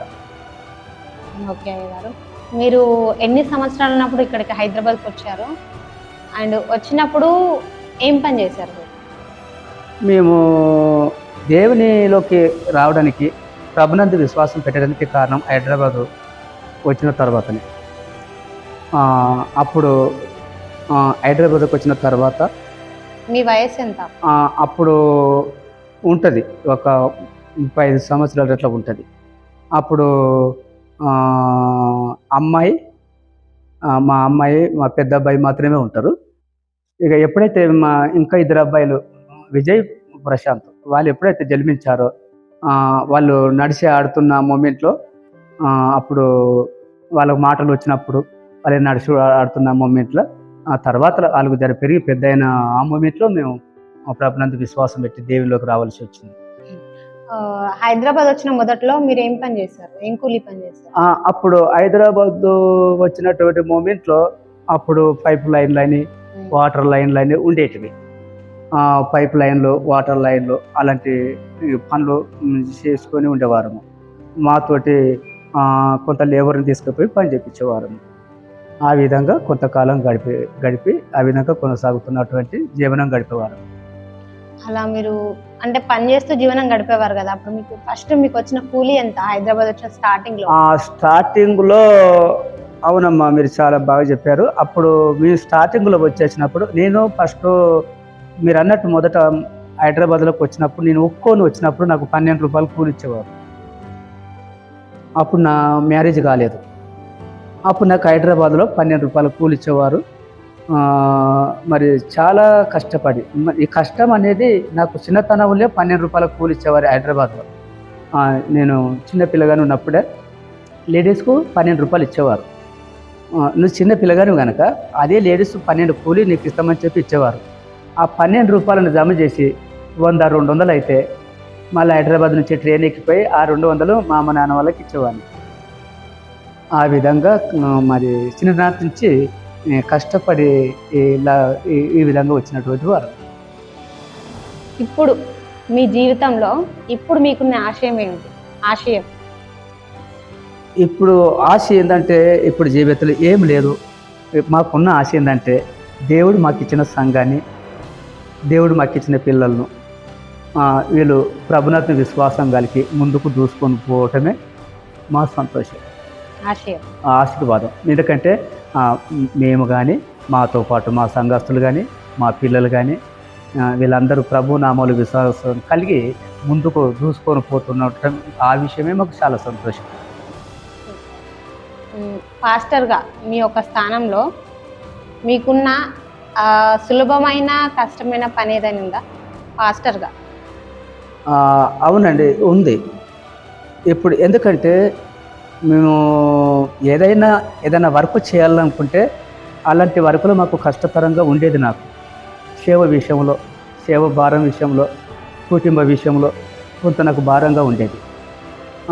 ఇప్పుడు కొంచెం భారం నాకు కొంచెం తప్పింది అన్నట్టుగా నేను ఫీల్ అవుతాను. ఎందుకు తప్పిందని మీరు అడిగినట్లయితే మా చిన్న అబ్బాయి ప్రశాంత్ అని ఉంటాడు. ఎందుకంటే నాన్నగారు ఎక్కువ సేవలో కొంచెం అంత ఇబ్బందిగా ఉడతారేమో అని చెప్పి, అంటే నేను ఆయనకు చెప్పలేదు, కాకపోతే నా స్థితి ఆయన గమనిస్తాడు. కానీ చిన్న అబ్బాయి మాత్రం కష్టపడి చదువుకుంటూ సేవ విషయంలో సహకరించుకుంటూ తోటి యవనస్తులను అందరినీ ప్రోత్సహపరిచి కొంత సపోర్ట్ చేసి నాకు కొంచెం వెల్పుగా చేసి దేవుని యొక్క విషయంలో ముందుకు కొనసాగటానికి అబ్బాయి నాకు సాయం చేస్తుంది. కాబట్టి ఇది కారణం జరగడానికి, మా విశ్వాసులు ఎదగడానికి, మా సంఘం కూడా బలపరచడానికి కారణం మా చిన్న అబ్బాయి ప్రశాంత్. ఆ విధంగా నాకు కొంచెం ఇప్పుడు రిలీఫ్గా ఉంటుంది. అంటే మీకు ఒక సహకారుడుగా ఉంటాడు. దేవుడు మీతో ఎప్పుడైనా మాట్లాడా? అవునండి, దేవుడు అవును మీరు అన్నట్టు మాట్లాడాడు. ఎందుకంటే అమ్మగారితో మాట్లాడాడు దేవుడు.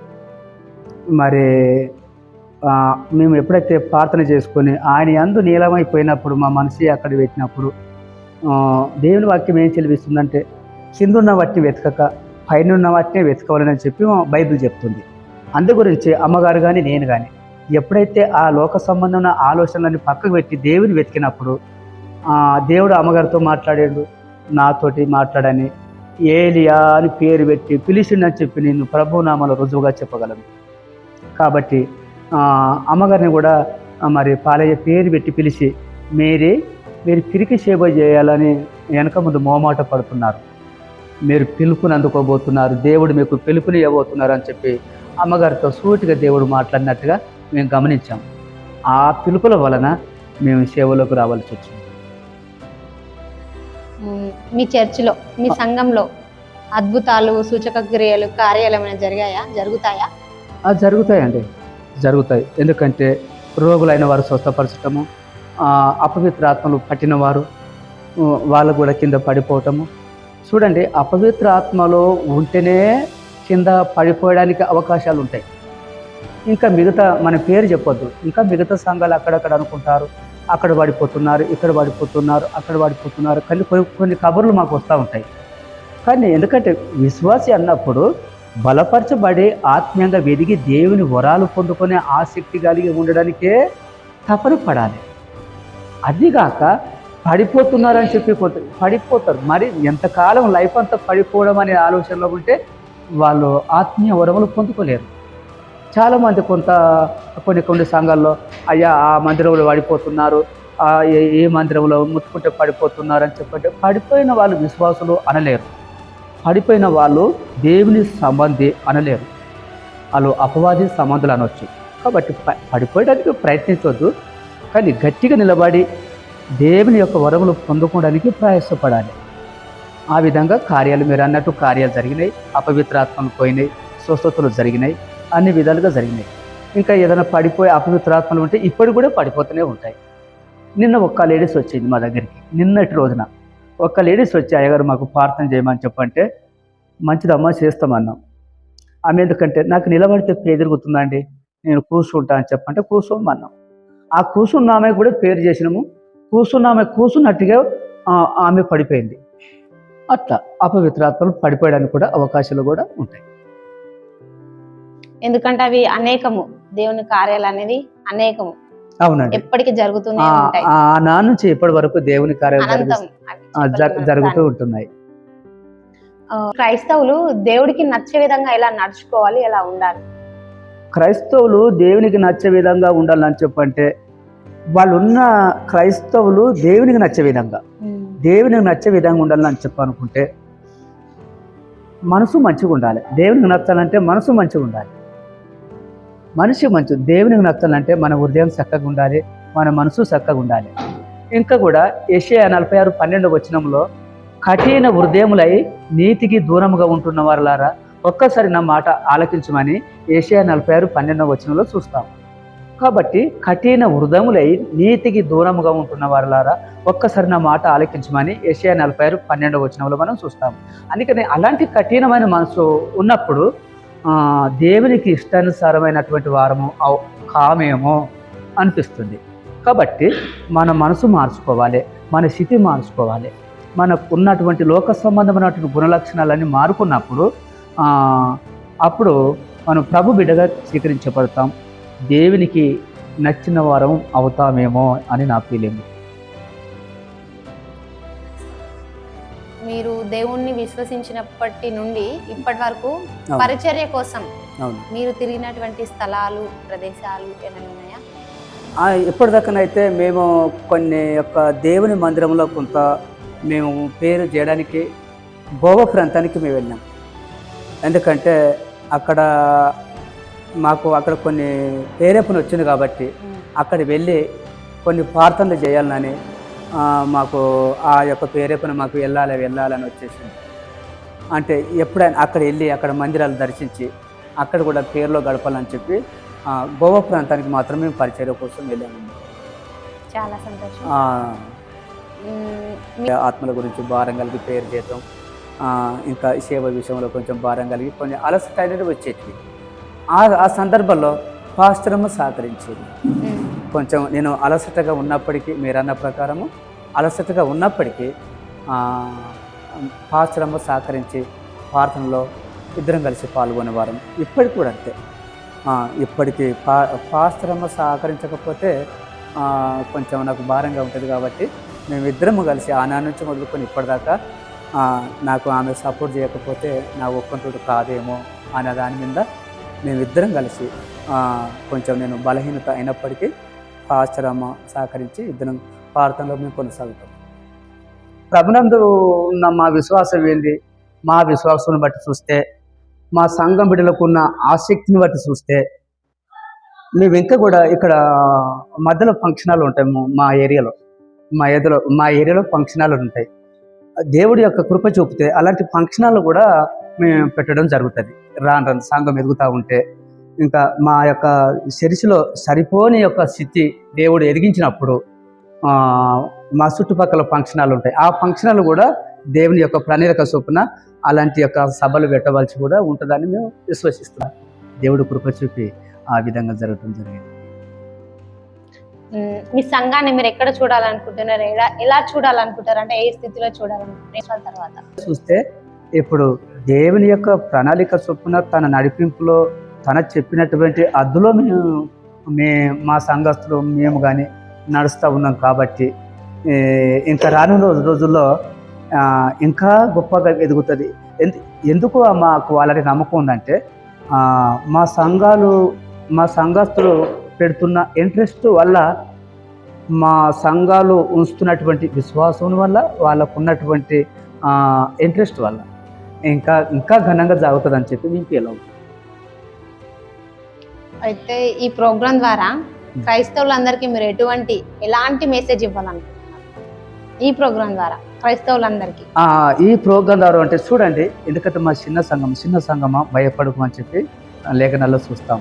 కానీ ఎలాంటి చిన్న సంఘం అయినప్పటికీ మరి మన సంఘాన్ని బట్టి, మా యొక్క స్థితిని బట్టి, మా యొక్క మెసేజ్ని బట్టి మరి అనేకులు కూడా సంఘాలు కూడా వాళ్ళు కూడా నిద్రపోయినటువంటి వాళ్ళు మేల్కొని లేచినట్టుగా మా యొక్క సంఘమును బట్టి వాళ్ళు కూడా అంత చిన్న సంఘం ఇంట్రెస్ట్ కలిగి అన్ని విషయాల్లో ఘన విజయంగా వాళ్ళు ముందుకు చూసుకొని వెళ్ళిపోతున్నారు అనే దాన్ని వాళ్ళు గమనించి మరి మా సంఘమును బట్టి వాళ్ళు కూడా బలపరచబడతారని మేము నమ్ముతున్నాం.